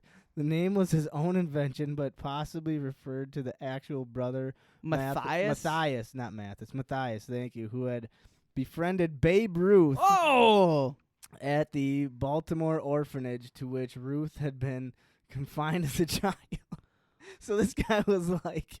Oh, so he was actually up to some shit. I am Brother Matthias. Brother Matthias. Hey, Baby Ruth. Hey, the great Bambino. I work for the Brother Matthias Corporation. So this fucker knew Bambino. And Bruce said he knew Matthias. He was working for the guy who knew Bambino. So you take him seriously and give him your money. But... Should have done a little more reading into this before we got started. Bruce said that he had made about $8,000 in 3 weeks. Holy shit! That's a lot of money for me now. But so he did send a leper colony $2,500, but he kept the rest. Hey, it's $2,500 in 51. Not too bad. Okay, but now let's get into what we were getting to. Oh, I love just finding new stuff that I could good for us. Just completely looked over before the show. But all right, the obscenity arrest. This is the big thing because he was being arrested for saying obscene words, which today is ridiculous. On October 4th, 1961, Bruce was arrested for obscenity at the Jazz Workshop in San Francisco. He used the word cocksucker and reference that, quote, to its preposition come is a verb. So he was saying to come. Cocksucker. Yeah, cocksucker. That the sexual context of come is so common that it bears no weight, and that if someone hearing it becomes upset, he probably can't come. So that's the joke. He's up on stage saying this, and people took offense and arrested him for it. Although the jury acquitted him, other law enforcement agencies began monitoring his appearances, resulting in frequent arrests under charges of obscenity. So you could literally be arrested for just saying obscene things. I'd be spending probably 10 years in prison. Fucking goddamn right. Fucking cocksucker, goddamn motherfuckers. You know what I mean? Fucking thanks, Bruce. Hey, thanks, Brucey Bruce. Bruce was arrested again in 1961 in Philadelphia for drug possessions. Yeah, I'll get you. And again in Los Angeles 2 years later. The Los Angeles arrest took place in then unincorporated West Hollywood, and the arresting officer was a young deputy named Sherman Block, who later became county sheriff. The specification this time was that the comedian had used the word schmuck, an insulting Yiddish term that is an obscene term for penis. So if you call someone a schmuck, So if you've ever been called a schmuck, you're calling someone a dirty Yiddish penis. oh man, which you probably are if you got called a schmuck. Oh man, that's funny. Let's see. Where was that? Where He lost my continues, place? yeah. Oh yeah. The Hollywood charges were later dismissed. On December 5th, 1962, Bruce was arrested on stage at the legendary On stage. at the legendary Gate of Horn Folk Club in Chicago. The same year, he played at Peter Cook's The Establishment Club in London, and in April the next year, he was barred from entering the United Kingdom by the Home Office as an undesirable alien. So he couldn't go to the UK because he was undesirable, and they Because he was a schmuck. Because he's a fucking He was a schmuck. cocksucking schmuck. Cocksmuck. Cocksucking Cocksucking little Yiddish penis. In April 1964, he appeared twice at the Cafe Au Go-Go in Greenwich Village, with undercover police detectives in the audience. Look at that. There were undercover police detectives At in a a comedy show, just man. waiting for someone to say schmuck, cocksucker, motherfucker, anything. Oh man. He was arrested along with the club owners, so that was big because now owners are being arrested. The owners were Howard and Ellie Solomon, who were arrested for allowing an obscene performance to take place. On both occasions, he was arrested after leaving the stage. The complaints again pertaining to his use of various obscenities. A 3-judge panel presided over his widely publicized 6-month trial, prosecuted by Manhattan Assistant DA Richard K.U.H. Come on, Richard K. Hey, my name's Richard K. Hey, my name's Richard. Come here to arrest you. With Ephraim Ephraim. London London and Martin Garbus as the defense attorneys. Bruce and club owner Howard Solomon were both found guilty of obscenity on November 4th, 1964. The conviction was announced despite positive testimony and petitions of support from, among other artists, writers, and educators, Woody Allen, Bob Dylan, Ooh. Jules Pfeiffer, Allen Ginsberg, Norman Mailer, William Styron, and James Baldwin. Couple of good schmucks. And Manhattan journalist and television personality Dorothy Clegalen, and socialist Herbert Gans. Bruce was sentenced on December 21st, 1964, to 4 months in a workhouse. He was set free on bail during the appeals process and died before the appeals was decided. Solomon later saw the conviction overturned. So, Brucey Bruce and the Funky Bunch. I mean, he was just... So, and while Bruce was, when he was bailed out and he was waiting, before he died and post his bail, I was reading somewhere that he gave one of his best performances, which was, where did I read that? Shoot.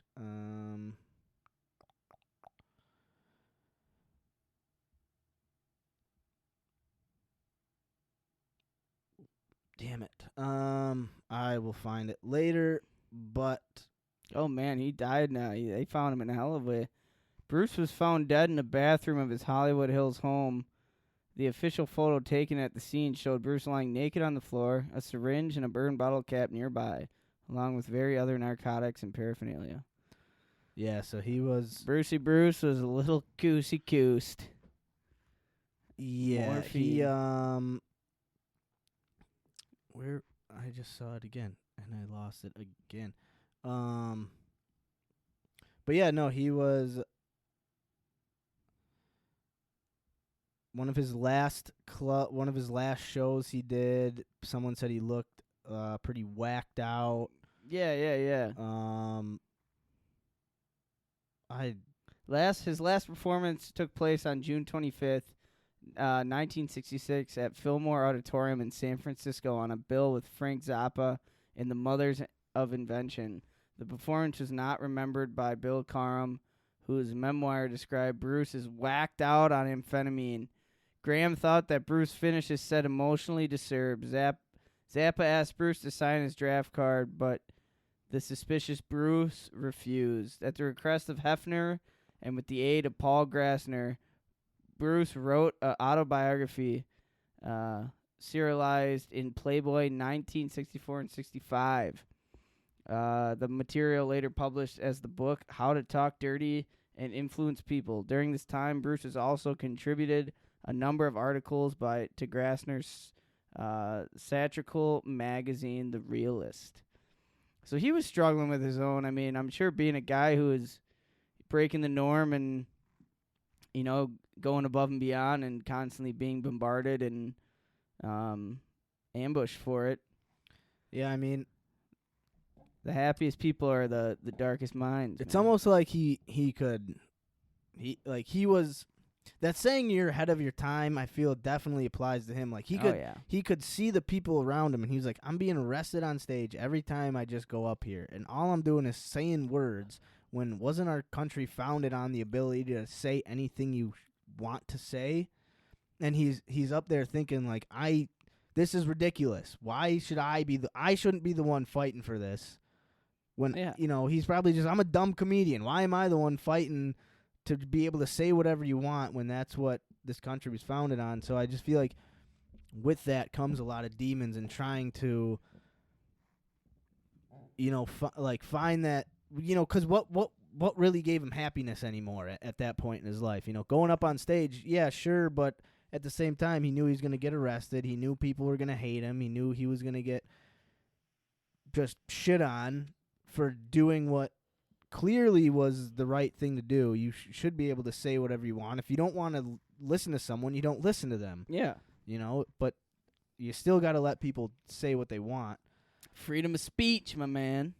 Because the second you start saying, no, you can't say that, then that means there's no more freedom of speech. Yeah. That means you're not free to say whatever you want. People are telling you. So what I'm saying is that he was trying to find his escape. It sounds like through drugs, when, you know, the love of his life, performing and trying to be funny and, you know, be a satirist, he was just being arrested and ridiculed for the things that made him most happy. Yeah, and without the legacy of Bruce, I mean, you wouldn't see people like, you know, the comics we have now. I mean, from prior to Bill Burr to Louis C.K. to I mean, the all-time legend Dave Chappelle, who I mean paved a whole nother path himself. But without Bruce and his trailblazing, you know, those things wouldn't necessarily be able to have been said on stage. Yeah, and the fact that he was actually convicted and sentenced to jail 4 months in workhouse. Workhouse is, I mean, and he bailed himself out, so he didn't have to. But I mean, think if there was a comedian who was arrested for saying just some foul shit, some crazy wild shit, like that, you would. I don't know. I honestly feel like we're getting close to that. I do too. Like, kind of seems like it's like a circle right now, and we're like, people are really starting to get. I mean, in some ways, good reason being sensitive, but in other ways, out of control. Where it's like, okay, have a sense of fucking humor here. Like, yeah, you know, a lot of comics, you know, are insulting themselves and the audience, everybody, you know, and people take it so to heart where nothing can be funny anymore without it being ridiculed. There's always someone to go, yeah, but in my life, this happened to me, so that's not funny. Yeah, it's like, well, it happened in thousands of other people's lives, and you know, a lot of people get by their hardship by laughing at themselves. And it probably happened to the dude or woman up on stage. Otherwise, they wouldn't be saying it, because they wouldn't have that like there would there would where be would no they come thought. up with that Yeah. anecdote? But so yeah, pretty just, and to think it was only 80 years ago. I mean, less than 64. I mean, my mom was born in 59. She's only 63. Yeah, I mean, crazy. I just really, really baffling to me that, this comedy has come so far so quickly. Yeah, you I mean, know. you listen to, especially we mentioned Louis C.K. I mean, yeah, you listen to his stand-up. Holy shit. Or even like Tom Segura's latest one on Netflix was like, Well, yeah. dude, you're really saying some real foul shit. And, Yeah. But it's funny. Yeah, I mean, their job is to make you laugh. It's not, Yeah. like, and to make you think. to make you think when they say like, "Oh, this is a true story." It's probably embellished quite a bit, and Yeah. it's not actually true. They're trying to make you laugh, Yeah. and that's the part of. And I feel like so many people don't understand that, or like It's like don't- somebody watching like a fictional movie, and yeah, I think I mentioned this the other episode, like, and just not being able or physically able to go along with it, where it's just like, right. why would you do that? That's not even realistic. Like, this is so stupid. It's like, fuck you, dude. Just like People can't jump that high. Yeah, I know they put can't. yourself That's the into it. Be a point. part of it. Like, allow yourself to not be in reality for a Right. second, because it's healthy. It's a movie. And being able to be a little vulgar and out of the box with social problems that are going on in the world is good, you know? Right. Like, it's everything's so I mean, there's certain topics, obviously, there's lines that can be crossed, but I mean, if it's okay to find a little humor in the shithole darkness that Oh, occurs, man. I mean, And one of the big things is that, like you were saying, makes you think differently. Like being able to see someone else's perspective is so important, and a lot of people don't get a chance to give their perspective because they might not be good public speakers, or they might not be good at conveying what's Yeah. going on in their head. But the good comedians or the good performers who can take what's in their head and apply it to a way that hundreds of thousands of people can relate to, and also maybe go, oh, I didn't think about that situation that way. yeah. It's so important to have those type of people and to have those ways of thinking, even if you don't agree with them, even if you think like, why would you say that? That's so wrong of you. But then stop and take a step back and remove yourself from that situation and just think from a purely comedy standpoint or purely funny. And if at the end of the day you say, no, this still isn't funny to me, then just don't watch that person. I think a perfect example of what you just said is Louis C.K.'s skit it's like, of course not, but maybe it's like maybe kids with peanut allergies need to be protected and need to be watched and valued and Right. and of course. but of course, but maybe if a nut kills you, you're not supposed to be on Earth. And obviously, like I say, that's absurd. Right. But it's like find a little fucking humor in the world, dude. I'm sure Like, someone with a peanut allergy probably laughs the fuck out of that. yeah, Like, holy like, shit, oh, that's you're right, funny. dude. If I even smell peanut butter, I die. It's fucking Right, that's hilarious. funny. Like everybody's so sensitive for other people's problems. Like, Because if you think about it, how 300 years ago, some person walks past a peanut tree and they just smell peanuts and falls over and dies. That's it. There's no more. they just are gone, unfortunately. And unfortunately, if there wasn't anything, if there was no social media, if there was no internet or platforms, I think trends and sensitivity wouldn't be as extreme as it is. Like, I feel like people seek other people's problems so they can have a problem. You know what I mean? Right, Like, sure. this person's poor and can't eat. Why the fuck are you throwing away your crust on your pizza, you motherfucker? You know, like, Right. or, you know, people in Africa are going hungry. It's like, fuck you, motherfucker. Like, you're not hungry. You don't Right. know what they're feeling like. You're just using their problems to feel better about yourself, you Right. asshole. Yeah. You know, and I don't know. And this guy was just setting a platform for people to laugh about dark shit, which is good, dude. And I feel like he saw that and was like, you're telling me I can't just get up on stage and say what's going on in my head? If I just say what's going on in my head, just speak it. I'm not acting on it. I'm not saying it's right or wrong. I'm literally just speaking the words coming out of my head. You're going to arrest me for that? And think about, like, all the, like, you know, like, okay, I'm not familiar with any of this shit, but, like, people like poets and people who, you know, like poetry from back in the day, like, you know, just, and plays and shit, like, they were writing about, like, fucking terrible shit, like, thoughts, dark shit, suicide and killings and fucking Right. everything above the sun. Yeah, but like since- Edgar Allan Poe and his but wild since it was torture put chambers. in a nice, beautiful written poetry and It had a bow on it. It And was had- looking, yeah, and it was then it's on fine. stage, It's there's art. actors. Right. but as soon as this guy calls the other guy a cocksucker, a schmuck, Arrest him. yeah, Can't have because he it. can't look past those words. Right. You know? That's gross. Yeah, it's fucking crazy, man. Crazy, but so thankful that we had people like this, and Yeah. he Shout out Bruce. and he R.I.P. and he led to more comedians that we will get into. We'll talk about more comedians. George Carlin George Carlin. was a big one that we'll get into. Richard Pryor was a huge comedian that kind of Yeah. followed in Lenny Bruce's footsteps. We'll talk about him. So we've got a lot of fun history and fun people to talk about.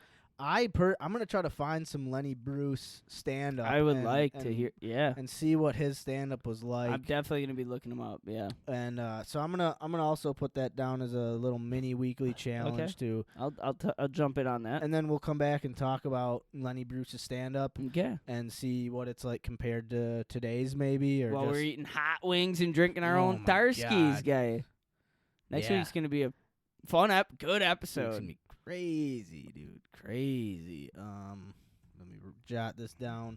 Watch a little Lenny Bruce. Lenny Bruce. So yeah, as we go on, I mean, we talk Lenny Bruce, little stand up history, comedic history. True pioneer, that Lenny. True pioneer. We're gonna from here we're gonna go on. I'm gonna do a joke of the week. We're gonna do.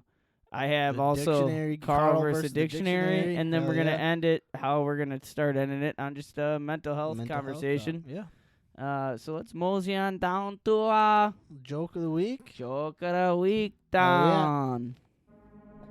Ladies and gentlemen, it's episode 31 of Hosts Accountable.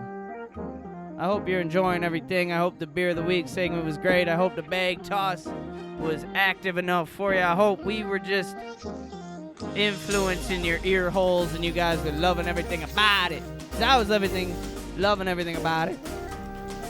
And now we're getting groovy. Getting groovy. Oh, you guys are beautiful. Thank you so much for listening along with us, whether you're on Spotify or YouTube or Apple Podcasts. Thanks for boogieing with us, ladies and gentlemen. My name is Carl. I'm here with Maximilian. This is episode 31. And we're going to do a little joke of the week after this nice old jams.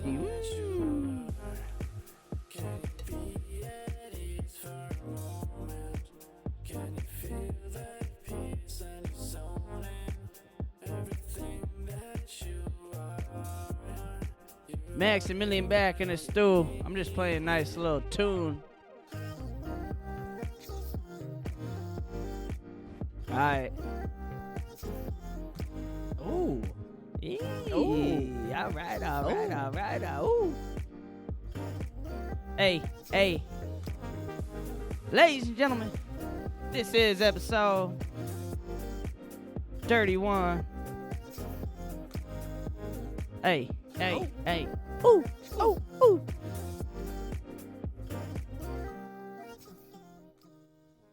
Hell yeah. So three couples are trying to get married, Max, you know? 3 of them. 3 couples are trying to get married at the same church. Same church, same priest? Yep. There's a young couple, a middle-aged couple, and an elderly couple. The 3 couples met with the same priest and discussed when they can get married. If you wish to get married in my church, you must all go 1 month without having sex, says the priest. 1 month later, the 3 couples return to the church and talk to the priest. He then asks the elderly couple, "Have you completed the 1 month with no sex?" "Yes, we have. It was easy." No problem. "No problem," replies the older couple. "How about you?" he asks the middle couple. "It was hard. It was hard. But we did it. Didn't have sex for a whole month," he responds. She bitched about the burgers I made one night, and that was it for the whole month. Yeah, it was That it for the whole done. month. It was done. It was hard, but then after that. How about you?" he asks the young couple. We didn't do it." "We didn't do it," responds the boyfriend. Priest shakes his head, disappointed. "Tell me why," says the priest. Boyfriend says, "Well, my girlfriend had a can of corn in her hand, and she accidentally dropped it. She bent over to pick it up, and that's what had happened." The priest God damn it. He even said it. "God damn it. You're not welcome in my church." "Get the fuck out of here." Boyfriend kind of chuckles a little bit and smirks. "Well, we're not welcome in that supermarket anymore either," says the boyfriend. Oh, man, he says, Episode 31, joke of the week. hey, Fucking in that the grocery store. Hey, classic. That was a classic, you know what I mean? That deserves a little. Hey, ladies and gentlemen, Hell yeah. we're going to move on down to Funky Town.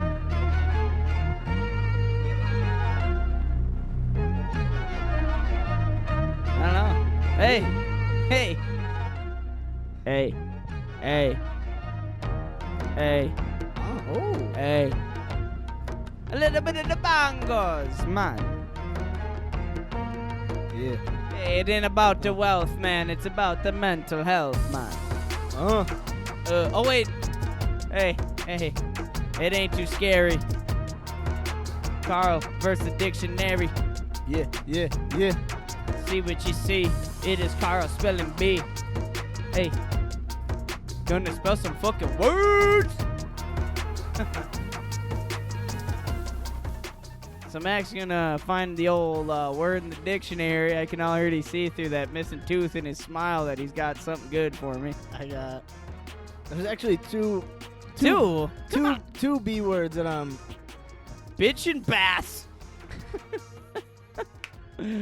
All right. This is K-Town versus the dictionary. Oh man. Okay. Episode so 31.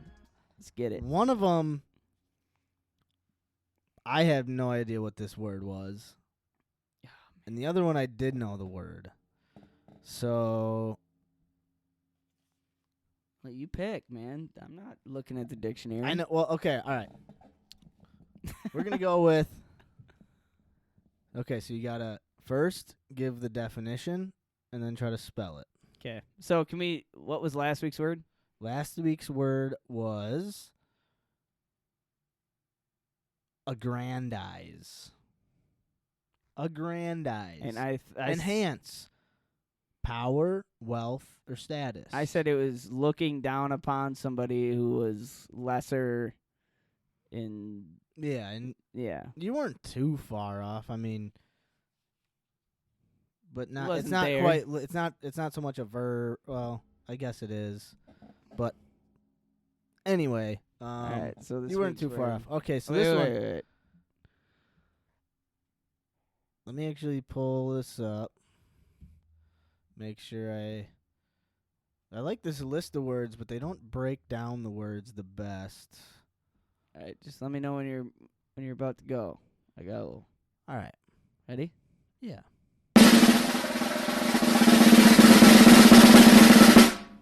Beguile. Beguile. Beguile. Beguile. Beguile. Yes, sir. Fuck me. I was hoping it was on the screen. Beguile. Beguile? Beguile. Beguile. Beguile. Beguile. Beguile. Beguile. Beguile. Beguile. Beguile. All right, give me the definition first. Beguile. Or do you want? Well, no, I can't let you. I can't give it to you in a sentence right away. Otherwise, you'll be able to figure out what it means. Beguile. Beguile. Beguile. Beguile. Do you want the past tense? Yeah. Also, so beguiled, beguiling, beguile. It's a verb.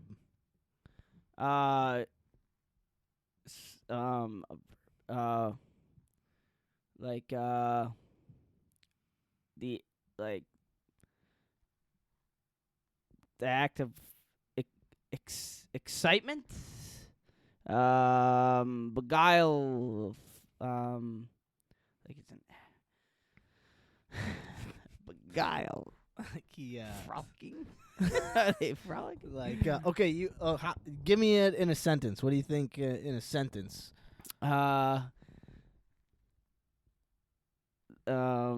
Jeffrey was offered a promotion at work, and after work he was beguiling. No fucking idea, man. I mean, So far out. So far out. Okay. Yes, that kind of could work, right? Okay, all right, hold on. Okay, but hold on. Okay. Now, quick, spell it. BUGIALING.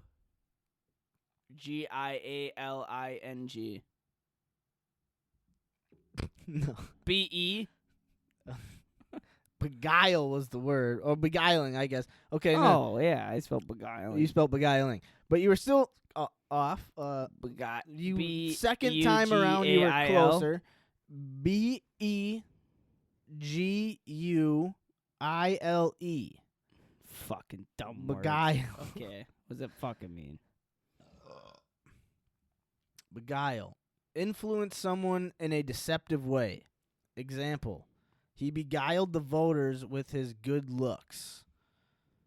Okay. Okay, so So it's like But this- persuading in a sense? yeah, so it's like to deceive. He had intended to beguile someone. Let me pull it up. I'll show you the screen now. So what happens when I win one of these fucking spelling bees? Oh man. We'll cross that bridge when we get there, buddy. I don't know if we're gonna ever cross it, but we'll cross it when we get there. You know, when you lose one, you crack another Tarsky. Hey! Kinda, I think. You want your last one, huh? Nah, I'm good for right now. You don't want to try the last one? Oh yeah, we had 4. We got 4. I mean, you don't have to. Yeah, no, pull it out. I forgot we had 4 of them. Yeah, so to lead by deception, beguiled into ambush, to while away, especially by someone agreeable, occupation, also divert. The 7 poems were written to beguile the tedium of a sea voyage. So to, Beguile. It sounds like persuading. yeah, so you persuade people, you're tricking them, you're yeah, Okay. basically beguile someone. You want to see the other one I was Yeah. thinking about? Blandishment. Yeah. I had I it. could probably have spelt that closer. Right.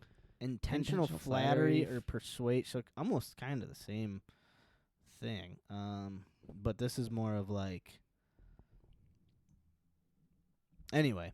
So yeah, Beguile. Beguile. Gonna add that word here. Hey, I'm gonna beguile the fuck out of this beer. I'm gonna beguile myself into drinking the. You're gonna beguile your liver with that beer. Yeah. Hey, it's another Kärel verse. Verse the dictionary. Beguile. Beguile. Beguile. Wasn't that close to spelling it? That's okay. Another day is to come. Another dictionary word to overcome. Another beer to drink. Another song to sing. Another. Yeah, I bet you there's a lot of people out there who didn't know what beguile meant. You know, Don't know if I ever heard it actually. I think I have. It sounds familiar. it's like I've been beguiled a couple times.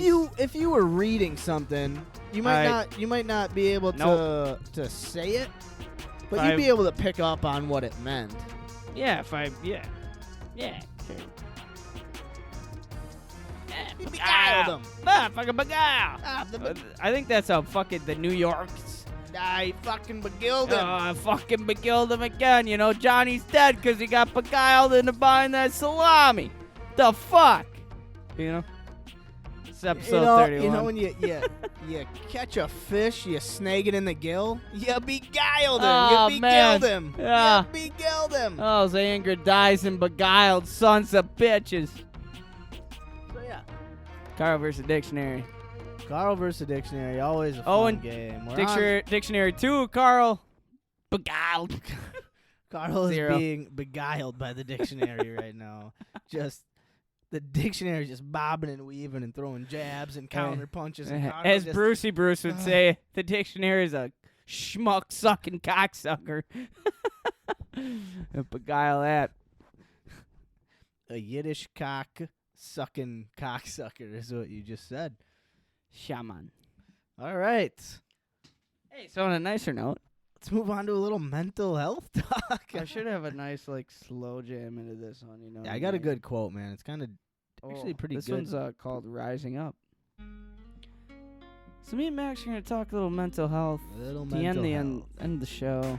End the show on a positive note. Max is going to beguile me into... into talking mental health. Into talking mental health. Well, I'm going to beguile you with a quote. Beguile me with a quote. All right, man. My beer's wearing a coat. And just close your eyes and pretend like you're taking a float.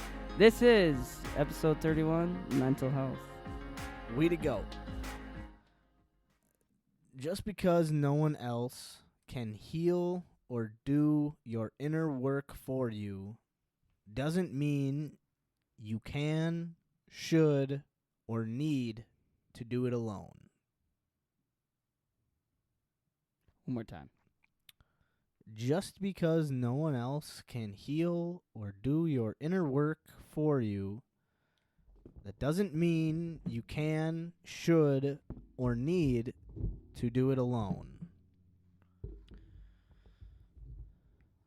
All right.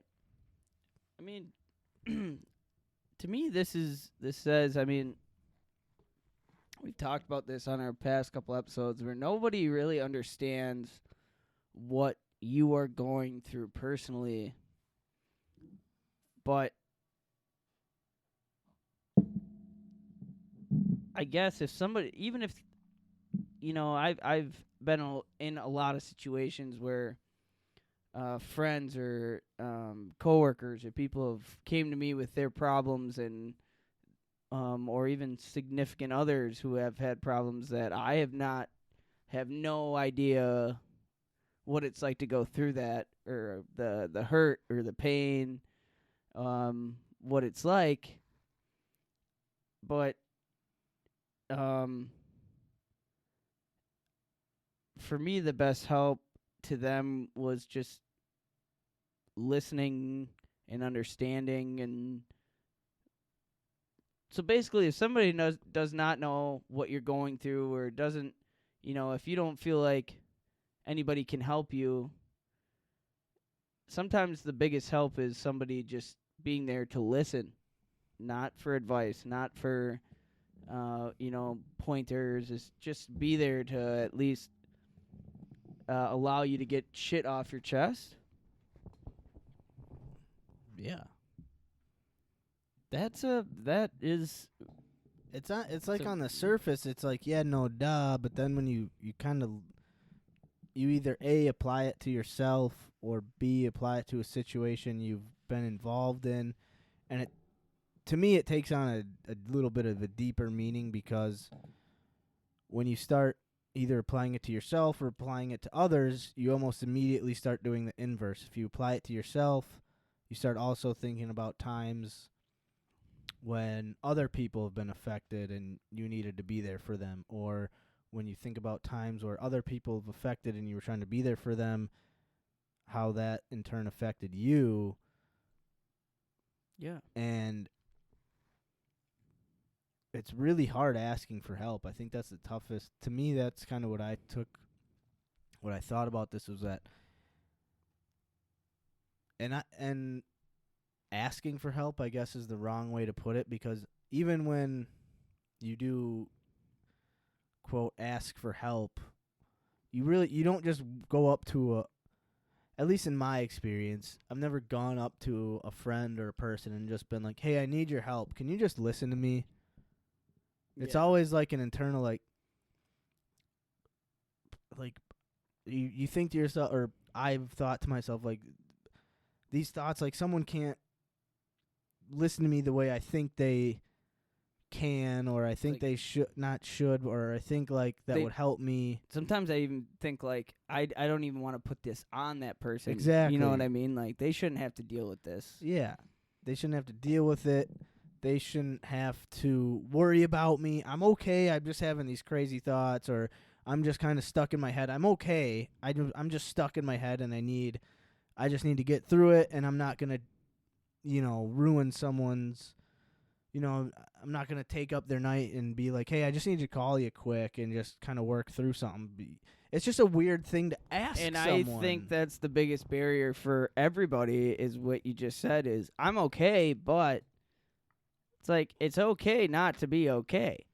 Right. If you're seeking help, or maybe you're not seeking it, but you're craving help, you need help, or you just know you need a shoulder to lean on, shoulder to cry on, it's okay to tell yourself, like, I'm not fucking okay right now. And if you have somebody, a friend, or a sibling, or a teacher, or a coworker, or anybody, or somebody who you have a little bit of trust in, it's crossing that border of just saying, like,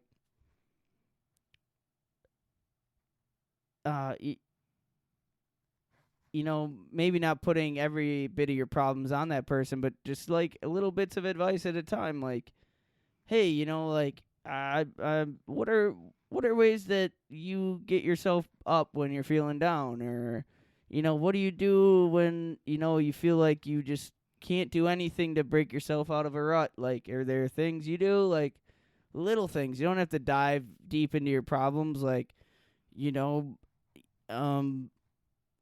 blah, I drink too much, or I indulge in drugs too much, or I am, getting hit by my mom or my dad. You don't have to dive into your deep, ugly problems to seek help.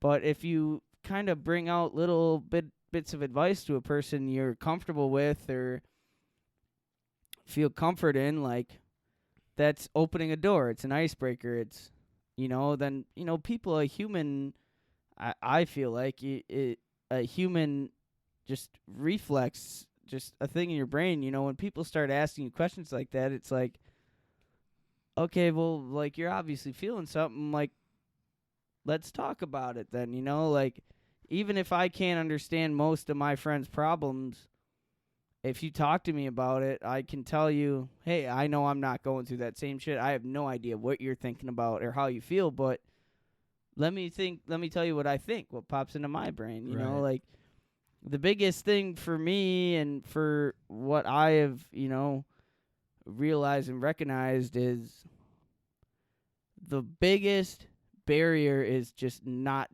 talking about something.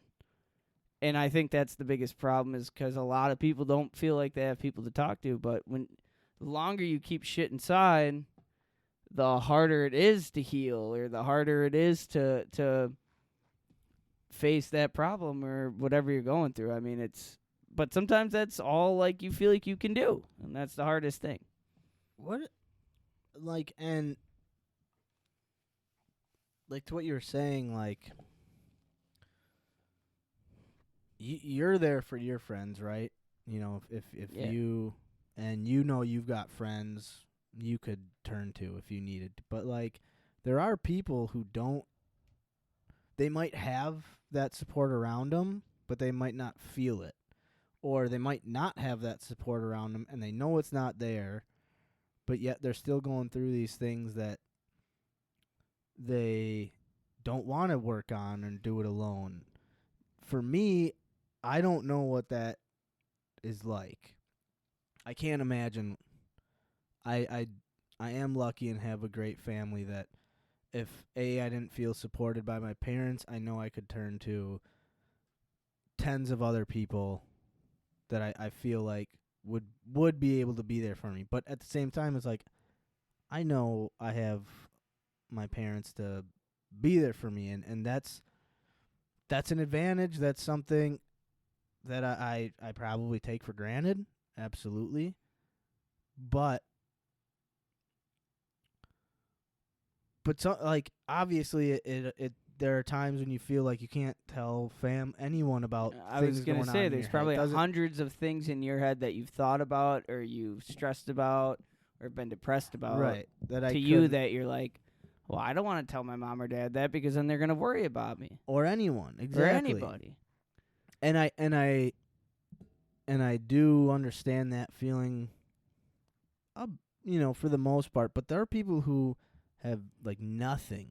They don't even have, as a last resort, family to call, let alone a mom or dad. Like, there's people who don't even have aunts or uncles or cousins to call, or even to just shoot them a message or a text or a even have the Snapchat ability or to talk to a counselor, like have the- anything. And that's like a whole nother issue on its own, right? Like, as a population as a whole, and this great country of ours, and we were just talking about how we can get up on stage if you want and talk about anything you want, and no one can put you in jail. You can get up on stage and try to make some crazy shit sound funny, and if it's not funny, people just don't laugh, and you get off on stage, and that's blah, it. blah, blah. But there's a lot of people who don't have any support. They got nothing, and where do they turn to? Like, what? And again, like I was saying, that's a whole nother issue in its own. Like, everyone should be able to have access to the type of care they need if you're a citizen here, right? Yeah. So I guess I can't even begin to comprehend that issue or that mindset or that growing up in, like, a poverty-stricken area, and you see all the things around you that's crumbling around you, and you're just in a losing environment, whatever environment that is, and you look around you and you say, I can't change anything, but I know that things are falling down around me. My personal life is falling down, but I got nowhere to go. Like, I try to, man, I don't know, like, I know I have my own personal mental battles and struggles, but when I think about those like, that's what it always comes back to for me, is like, why am I and I know we all have a reason we should feel heard and appreciated, and we should all be able to talk to someone. But at the end of the day, like, I always, and this is probably a detriment to me, right? Like, I will kind of always think, like, I have no reason to complain or be upset or whine, so I'm just going to keep it inside, and I'm going to figure it out for myself, because there are people out there who have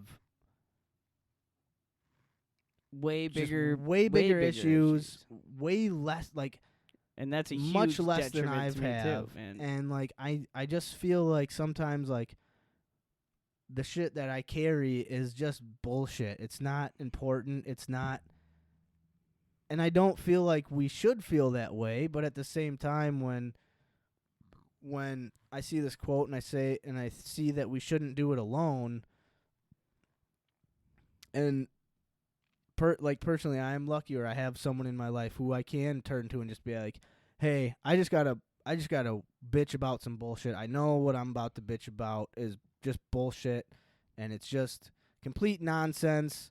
There's much bigger issues in the world, but I just need to get this off my chest." And I'm lucky where I have a person in my life who I can turn to and just.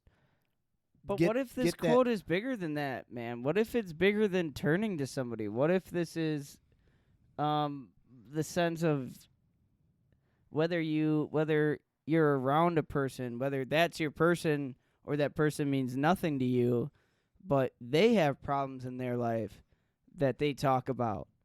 And they talk about what they're going through, and the process of them talking about their struggles makes you think about your struggles, whether it's bigger or less than theirs. And it's, okay, that's what you're going through, and I can see how you're going through and making it through it, whether they can see it or not. Okay, that can help me kind of understand the extent of my problems, or and kind of give me a little, not guidance, but, sometimes words don't even need to be spoken. Sometimes it's just actions, I have a bad day, but I see a guy who shows up to school who has the same slacks on that he had the day before, and he's eating the same fucking sandwich that he ate half of it yesterday, he's eating half of it today. Like, okay, I'm going through my shit, but now I'm thinking about this guy. Like, what are you struggling with? And why do you seem happy? Like, and it's maybe not even a matter of words or a matter of interaction. It's a matter of attentiveness and just not necessarily like complacency, but just being okay with being in your situation. Like, okay, this dude can show up every day and keep doing what he's doing, and he's clearly has it worse than me.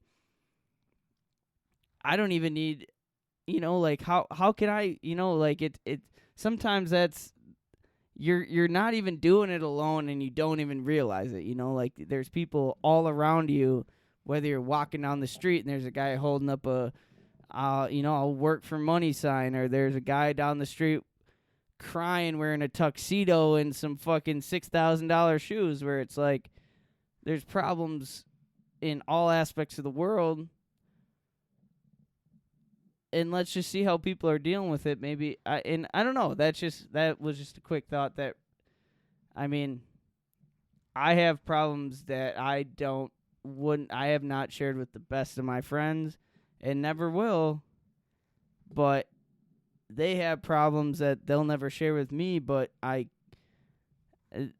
see the impact of their problems that I maybe even don't know, and I just see how the things that keep them stable, and kind of gives me a little bit of passage. But I don't know. This is a hard one. This is really a thinker for me, because it does hit home a lot. Right. But it's also one where it's like, it's hard to put my 2 cents on it, because like you said, I have a fucking huge support team, but I also have a huge file cabinet full of shit that I can't share with that support team. Right. And how do I deal with it? And I don't know. I think one of the things I take away from it is the first part, when it's no one else can heal or do your inner work. And I feel that if we're able to work or heal our inner selves with the help of people or not, that will lead us to, or help us get to a point where we can be the type of people that can make sure there are other people not going through it alone. Now, it's almost like in order to do that, you need to learn from someone else, or like learn through years and years of trials and tribulations on your own, right? It's like I can go to again, it's something I still need to do in my own personal life is go talk to a counselor or a therapist and maybe learn a few things. Because I know that ultimately at the end of the day, like, sure, I've got my own mental problems and issues, but I don't think they're anything that's so difficult that to overcome or to, yeah, it's good. It's, Maybe it seems like it at the moment. but I feel like I maybe could get to a place in my life where I am able to be that person for someone else, where maybe I can't heal them or work on their inner selves for them, but we could be in places to better help those people who really don't have anything around, who don't have anything around them. They don't have family, they don't have, and or maybe better to see those types of situations and be able to reach out better, and maybe not even say, hey, I can help you. Maybe just say like, hey, give this place a call. Yeah.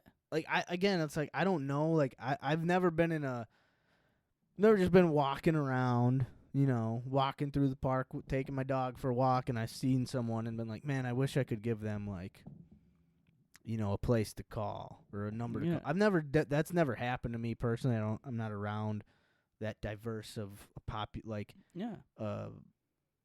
socioeconomic population where it's like you see people who might need help but don't have the resources. But it is a tough one because on the surface it looks pretty just cut and clear. It's like, oh yeah, for sure, like you can't go through your mental health struggles alone. But then you're like, well, wait, I've been going through them alone. And I've seen situations where, I mean, you don't realize that. I mean, there's plenty.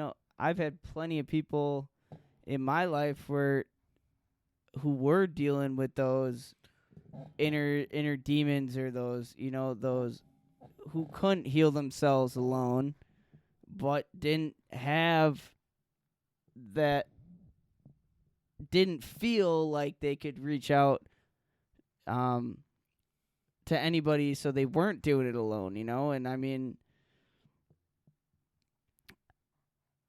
this is a quote, just because no one else can heal or do inner work for you doesn't mean you have to do it alone, is a very complicated, difficult quote, because it's doesn't mean you can or doesn't mean you can, should, or need to do it alone. Like, that's the hard part. Like, well, how do I not do it alone? How do I, and especially at a young age, I've had friends who have committed suicide because I feel like a big reason was, how do I put these problems on somebody else? How can I? How should I? Or, why do I need to, like, I feel like a big problem with this is people don't realize or understand how to not do it alone. You know what I mean? I don't know where to go with this one. This is hard because I sit on at a standpoint where, yeah, I have problems that nobody understands, but I have outlets and I see those, but I also don't know what it feels like to be in a place where I don't have those outlets. So I guess let me ask you this. Do you agree or disagree with the quote? I agree with it. I do agree with it 100%. 100%. I mean, yeah, I do. It's just being strong enough to figure out the way of not dealing with things alone. I mean, I agree that you should that you should never or you don't need to do it alone, doesn't, like there's always somebody there for somebody, but I don't know. It's a lot easier said than done on this one, I think, man. Because I still have my own problems that sit on the opposite bank of this, where, like, I know I have a lot of people who don't understand, but I also don't know how I can have anybody else help me with it. I don't know. Yeah. This one's weird, man. It's Well, true. And I agree with you that I agree with the quote, but I also think along with this quote is that you need to understand yourself a lot. Like, you really have to have a good grasp on who you are as a person and what you need to work on and what you're trying to heal. Because if you don't know those things and you try to go searching for someone to help you, but you're just like, I just need help. And they're like, and you might reach a friend. You're just like, hey, I need some help. Just my brain, I'm just scared. I'm all over the place. I'm not there mentally. I don't feel. And your friend may be willing to help. They may be willing to sit down and listen. But if you don't have anything to tell them and you're just like, well, I'm not there 100%. I'm not always into it. And your friend's just going, okay, I feel like, yeah, Some people are strong enough to hear that, like, I need help, but I don't know how to deal with it. Some people are like, all right, well, like, let's just talk. right. Let me figure that out. But there's a lot of people in their lives where it's like, okay, well, I don't know what you need from me. Sure. And so, and you have to, and that's a great point, because you have to be willing to tell someone, if you genuinely feel mentally stressed, struggled, anxious, anything, like, but you don't understand, like, what's going on. You just know. Another really hard thing is to be able to tell someone, I don't know what is wrong with me. Something's just not wrong. And then to find someone who is willing to sit down and just listen to all the gobbledygook that comes out of your brain that you're trying to sort through, but it's just not making sense to you. So how would it make sense to anyone else? this could also be a very religious quote. Yeah, when I first saw it, it just made me like, it gave me an initial thought, and then it gave me like 5 different thoughts after that, and that's when I knew. I was like, this is when I first think of this, because I feel a big way I heal myself is to help other people, because I do take pride in the sense of, like, just being able to talk to a person. If somebody's hurting, like, to me, I'm the type of person who's not like, well, what's wrong with you? Like, why the fuck are you feeling depressed? It's like, sure, like, what's going on? What happened this, like, just talk, have a conversation. Like, hey, like, how's it going? What's going on?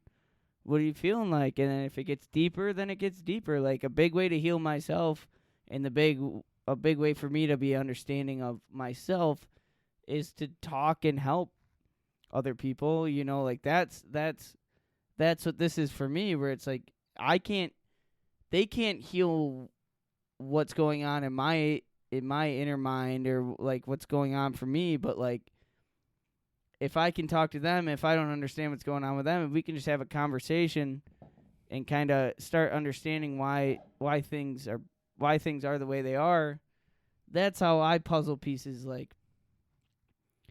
But I mean, I don't know. right. I don't know. I mean, this is so true to my head. But, yeah. Wow. Especially you get going on a train of thought when you're thinking about this quote specifically.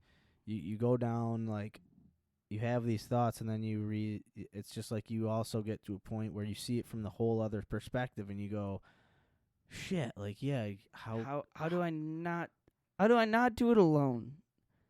Doesn't mean I can, should, or need to do it. What do you, like, how do I not do it alone? Now, why shouldn't I do it alone? And how can I not do it alone? To me, it almost feels like it almost feels like that this is getting at we need as a whole to be more connected as a population somehow. Like we need to be more Understanding. like if we, for example, this comedy thing, like someone gets up on stage and they're just that. No, keep going. I think you're going somewhere with that. It's like we need to look at someone and not look at them in terms of put our beliefs and our values into them. We need to look at someone and just accept So, for example, what they are. Say somebody comes up to you and says, yesterday I went to the grocery store and I had to steal a loaf of bread, a carton of eggs, and a gallon of milk because I don't have the money for it, but I have family at home who is starving. Where somebody could look at that person and be like, how dare you steal? Right. Why would you never pay for that? Where Right. it's like, okay, instead of doing that, let's be like, okay, like your intentions were good. You were trying to feed Right, your you're- family, and that was the only option you had. But let's talk and let's try to figure out an option for you so you don't have to do that anymore and put yourself at risk. Right. Let's talk and figure out your strengths and your weaknesses and in a sense build you a resume in a sense, let's Exactly. like being understanding of even though if somebody's doing something that maybe you wouldn't do but are doing it, take the bigger picture. Like, okay, so for example, this is a perfect example. Today on a talk show I was listening to, an NFL player was caught, pulled over, and was arrested or fined or whatever because he had a Uzi in the back of his car, a gun, and that was like a big, thing on the social media. Like, why the fuck do you need that in your car? Why would you ever have that? But then also last week, an NFL player, a rookie, was shot 4 times in his hometown Mm-hmm. just going to visit his family. Mm-hmm. And this guy who was caught with the Uzi went to the same high school, grew up in the same neighborhood of this guy. So it's like, okay, this guy was caught with this gun in the back of his car, but he also grew up in this neighborhood that you guys probably have no idea about. Right. With people who probably have problems with him for some reason. You don't know his background. Right. That maybe that's his protection, like it's don't judge a book by the cover. Okay, yeah, this guy has a fully, like loaded weapon in the back of his car. That's scary, but his intents are probably just trying to protect himself. And at the same time, some guy was just shot growing up in the same place he was just for being the guy he was, having money. Like, it's like being understanding, being not just judging a book by its cover. It's like, okay, you were caught with this or you did this. Let me ask you why, like let's dig a little deeper into this picture. Like it's allowing people to kind of, don't just judge a person. Allow yourself to look into somebody's story and try to help them. And I don't know. I feel like that's kind of reams into it. No, I think it does on a different level, but it's the same kind of like you can look at things on the surface and then you can just look at it from the other side, from behind, Behind your from own behind blinders. the issues, or from behind your blinders. But that's not easy for most of us to do. Like going to college, just with a few dudes who were from completely different areas, neighborhoods than I was from, and they would I'd see people go to parties with them, or we'd be going party to party, and they'd have some type of weapon on them or something, right? And you'd be like, "What, dude? What do you got that for? Like, we're in the bumfuck nowhere of Wisconsin. Like, what?" But they were from a place. If you're around a lot of people, you don't know yourself, who. bro. You don't know everybody. You don't have a weapon to kill somebody. You have a weapon to make sure you don't get killed, man. Right. So, and then, when it's explained to you that way, you go, oh, like, I understand where you're coming from, but also now look at where you are. Like, you're also in a place that's not the place you were from. Are those same values you're carrying here necessary? Whereas maybe I'm too lax on things, and this person is overly cautious or overly, like paranoid. Yeah, thank you, for certain things. And it's like trying to find a common, but you don't really see a common ground until you see both sides, and then you go, oh, well, sure, I get where you're coming from. And they go, oh, I get where you're, but now let's look directly at each other and say, okay, like, I'm cool with you, you're cool with me, like, let's just go have a good time. You know where I stand with you. If something goes down wherever we're at, luckily I'm here for you. And maybe that's the beautiful thing about this quote, man, is nobody can heal you or do your inner work, but doesn't mean you have to do it alone. Drop something. It means, other people are going through their own shit, and maybe somebody's going through their own shit with you, next to you. Work through it together, whether you hold the same common ground, whether you have to hold a weapon or you have to tell somebody, hey, you don't have to hold a weapon here. Make an understanding of each other's common grounds and work through it together, even if you don't understand your neighbor's problems. Like, hey, man, at this time, at this place, we're in the same place. So let's get through it in that sense together, whether I know you or not. Like, you're not going through it alone. You don't have to do it alone, but we don't have to understand each other. It doesn't matter, Right. Like, I really like that. Yeah. I really like how, I think that was you summed it up perfect, kind of how we were both kind of circling around what you just encapsulated there, was that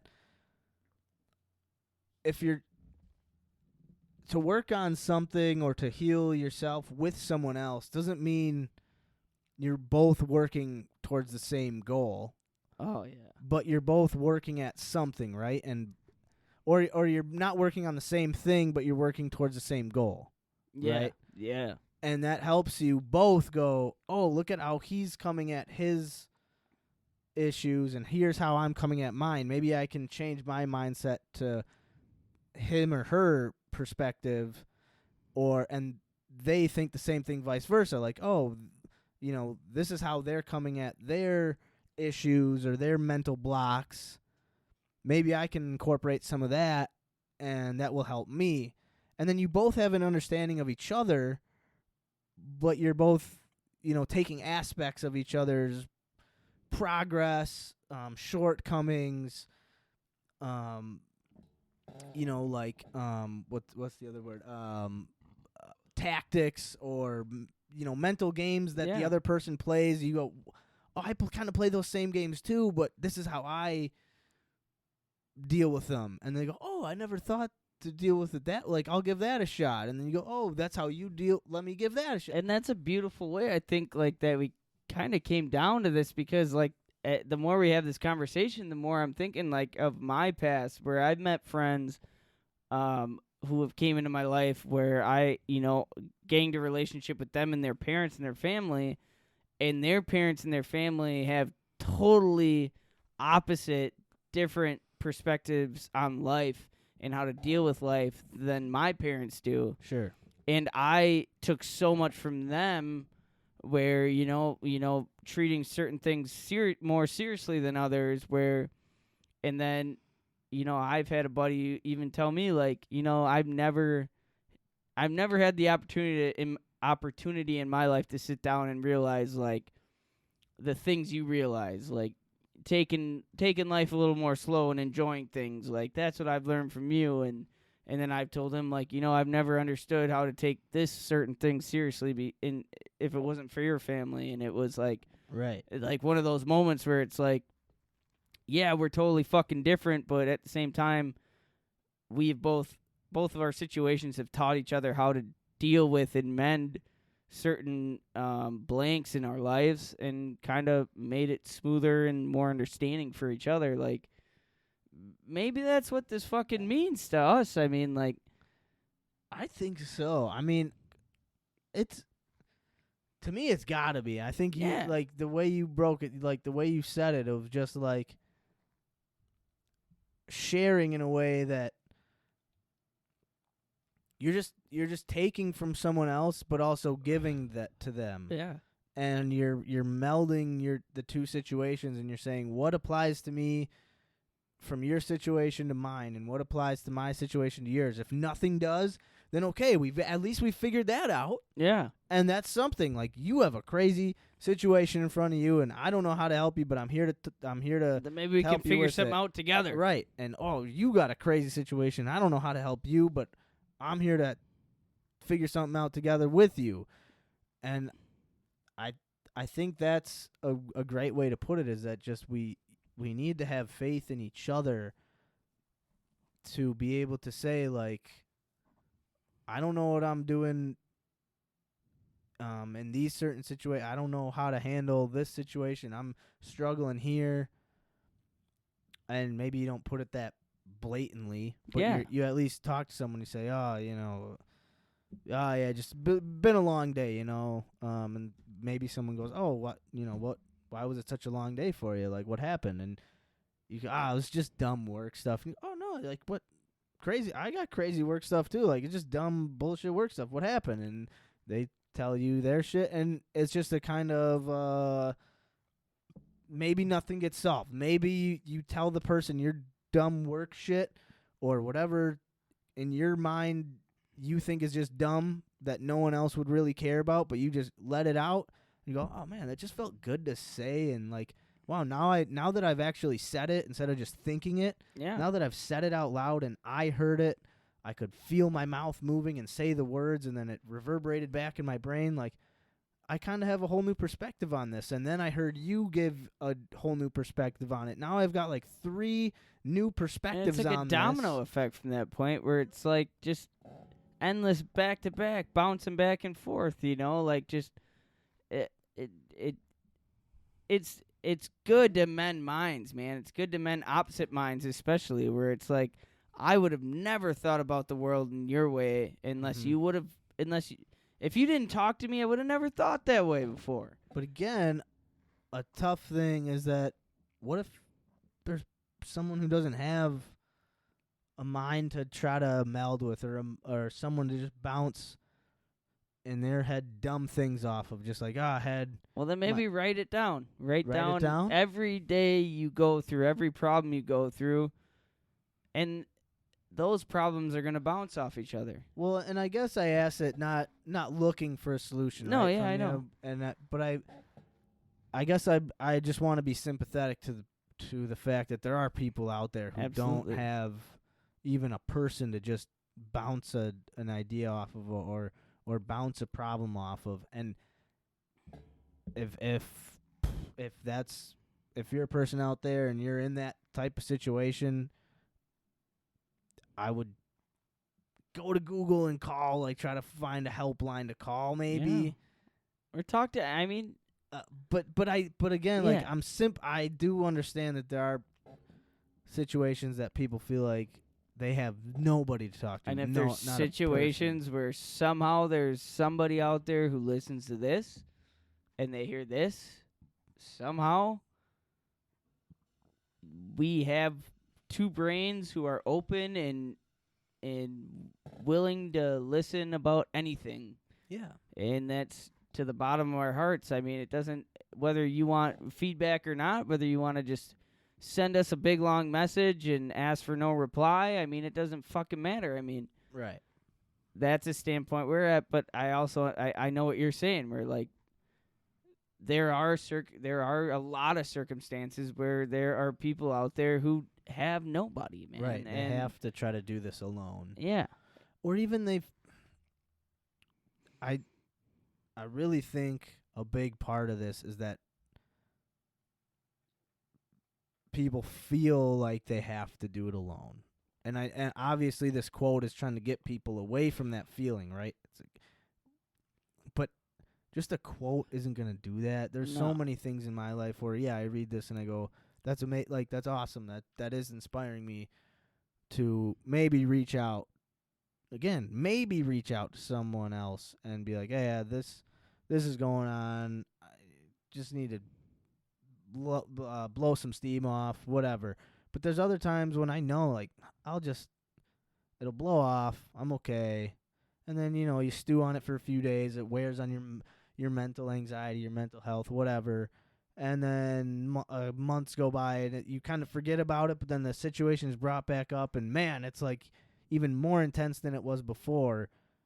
And you wish you were able to work through that situation maybe differently, but that's how you had to do it. And I don't know. I just get that it'd be nice if we could just pick up a phone and just be able to call someone and work through some problems for free, no issues, no hang-ups, no, like, give me your medical ID number or your medical health insurance ID number, your credit card number. We need a down payment here. We need shit, you can just go look up the craziest, wildest porn on the internet for free. You don't have to give any information out. But yet, if you want to talk to someone about mental health or what your personal issues are going through, it's a circus to try to. You're jumping through hoops. You're calling if you don't have health insurance and you feel like you're on the brink. Like, sure, there's hotlines, and I guess, fortunately for me, I've never had to call a hotline, and I don't know how that works, but I can't imagine it's as inviting or as reassuring as being able to call a therapist and be like, hey, I need to see you next, in a couple days. But yet, we can do and look up and say the most foul things we want on the internet, but yet we can't. It's a crooked system, man, and a lot of people are on the shit end of it. But, but that's the way It just kind of is how it is right now. And it sucks. I wish it wasn't that way, but it is. And maybe more conversations like this will lead to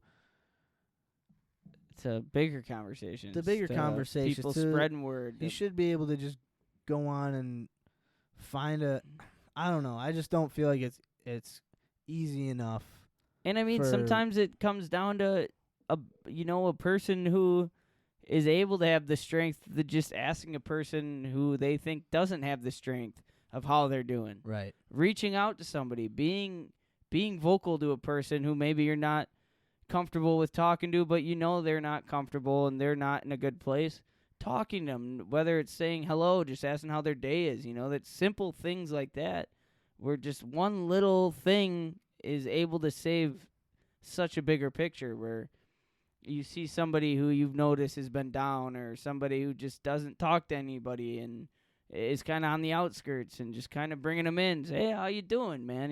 What's going on? Let's grab a bite to eat, or anything. Any little tiny thing, dude, makes a big difference in a lot of people's lives, whether you know it or not. And I'll give that made me think of just a quick story. This dude, I don't see this dude often, couple times, 3-4 times a year. Good friend, but we're adults and we have our own things going on. But last summer I saw him, and you see a buddy it's the, hey, how you doing? Good. Oh, everything's good. Oh, yeah. The old lady, blah, blah, blah. Oh, let's get a beer. But this dude he was like, how you doing, man? I was like, oh, good. I'm good, man. He's like, no, really, how you doing? I was like, I'm good. He's like, really? Everything's good. And he was like, and I gave him just like a little bit, yeah, things good. I wish the job was a little this. And he's like, oh, job. Like, what's not too happy with the job? And it's like, but it just made me feel comfortable. Like he saw through the facade of, oh, everything's great. He's like, no, how you doing? no, really, tell me, like, what's up? What do you like? Yeah. What are you feeling? Like, how, like, and it felt comfortable to tell him, like, some shit that I wouldn't tell a dude that I see 3-4 times a year. But, you know, it's little things like that, like you were just Go saying. a Like, fucking mile and more. how you dude. doing? No, really, how you doing? For real, tell me what, Yeah. like, how you doing? Because it's so easy for people to just say, like, the most depressed, unhappy person, oh, everything's good, man. No, yeah, everything's Oh. great. Well, usually the saddest people have the biggest smiles, Yeah. you know? And it takes a person like that's like you saying that's the most meaningful thing, dude, and is hearing like, no, like, tell me what's going on. Yeah. How you doing? Like, whether it's good or not, like, tell me more about it. You Oh, know, yeah, like and- it's actually reaching for interest and being curious on how people are actually doing. It's so easy for people to just look past that. Oh, good. Right. Everything's good. And you go, oh, good, Ah, perfect, me too. Yeah. Oh, let's get fucked up, you know? and, Yeah, like- yeah. Like, and then you no, just- no, it's slow. Yeah, slow it down a little bit. So yeah, I mean, it's little. Just there are little things we can do. I don't do it enough, you know, Yeah. for sure. And the best thing about it is we have plenty of time to make that a different sense. You know what I mean? Like, I think that's the biggest anchor people hold on each other. It's like, oh, you know, I don't do it enough, but I mean, you know, I'll get it next time. Like, no, fuck it, make that Right. a move now. And I'm guilty of it too. Like, especially with people you care about, and even more so people who maybe aren't that frequent in your life. You're just giving somebody that accessibility to talk and feel okay and comfortable, like you said, to talk more real than just, oh, I'm all right, good, Right. yeah, And it is it like I remember back to that day, and I remember feeling like I felt good to just actually kind of be real with a dude or Yeah. a person. You know, I wasn't being negative. I wasn't like, oh, you know, man, it just everything sucks, man. It's just yeah, it's the worst. Nothing goes right. It was like, nah, you know, things are good, but you know, I'm trying to improve here, but man, I'm just struggling. And you know, he was kind of like, oh, well, how about try? You know, maybe you know, I feel you there. I've wanted to travel too, but you know, I'm struggling. You know, got to save up some money. I feel you on that, and blah. yeah. You know, just little things. Oh, you know, you seem like a super successful person, and you're doing all these things, but yet you're like, no, you're feeling the same things I'm feeling. It's and little fucking things. It's little fucking things, Yeah. man, that make you really kind of think broader, think you bigger than those little things. And- it really is. and also they're genuine too. Like Yeah. if Some- I might be able to say that I could say the exact same things my buddy said to me to someone else, but if I'm not really like, if I'm just like, oh, you're good, for real, you're good, oh, sure, okay, cool, right, you know, Yeah, but to like actually look someone in the eyes yeah, and and force be that there to and 'em. just be like, really, yeah, for real, because you can Yeah. tell me if you need to get something off your chest, just. yeah, And you can say that with your body language, with how you're saying certain things, and but it's like I said, you got to be genuine. And if that's and if you can't genuinely be not- genuine, then don't try. to be. then or try or yeah, and, but like- yeah, like wanna be. Try right, to try to wanna try to be want genuine. to be, but don't Don't just try to be. Try to want to be genuine. right. Don't be genuine to just. I guess be I did. genuine. Don't fucking be genuine. Then be a dick. But no, I know yeah, what you're. yeah. You know, if it's like work. Shit, I don't know. Getting a little too deep, but no, it's like, yeah, being genuine. And maybe that isn't your genuine self, right? Maybe you're not genuinely the person to be like, no, really, tell me what's up, how you doing. Maybe you do it you show your interests or your Maybe your troubles. troubles or desires to help someone in a different way. Yeah. I don't know. That was just my one story that I had from a dude that made me Yeah. feel super But you know you're comfortable and when you're genuine. You know what Right. the genuine part of yourself. right. You know. So feed it when it's needed and yeah. I mean, just it's important to fucking talk to people, especially old friends and or maybe family you don't see often, or coworkers or acquaintances that who maybe you feel they need that genuine generosity. There it is. That's what I'm talking about. Kärel versus the dictionary. But yeah, 2.0. man. I mean, hey, we're all about being genuine here. Whoop. Big talks, Yeah. talks, good talks. Good talks. I mean, yeah. These quotes, dude. I love your idea for these quotes and just kind of bringing up. What I like about it is like it kind of it drives us to really think until Right. we kind of really think about it. We go through like the surface answer of it, and then we really just through conversations and both listening to each other figure out like, oh, maybe we just need to like see two perspectives and help the other person see your perspective, and then try to see it from their perspective, and that'll give you a whole new perspective, and now you're not doing it alone, even though they're not right there with you, but they're still right there with you. Yeah, man. He's crazy. Oh, fuck.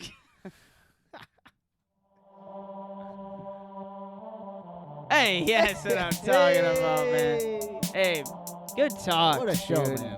What a show. Hey, so next week you guys can look forward to hot wing interviews. Our beer. Thank you for tuning in. More I know mental your health time is talk. valuable. There's Hell thousands yeah. of other podcasts that you Episode could 31, ladies and gentlemen. Thank you, thank you, thank dudes you. From Wisconsin who like to discuss the I love you problems and guys. figure out ways to solve them, and challenge the listeners to get up out of their comfort zone. Try some shit they ain't done before. This is Hold Us Accountable. Episode 31 of Hold Us Yeah, Accountable. this is Hold Us Accountable. Me and Maximilian up in Yeah, this this is Hold Us shit. Accountable. This is Thank you guys for joining us so much. Hold Us Accountable. I hope you guys have a great night. Love you all. Hold us accountable.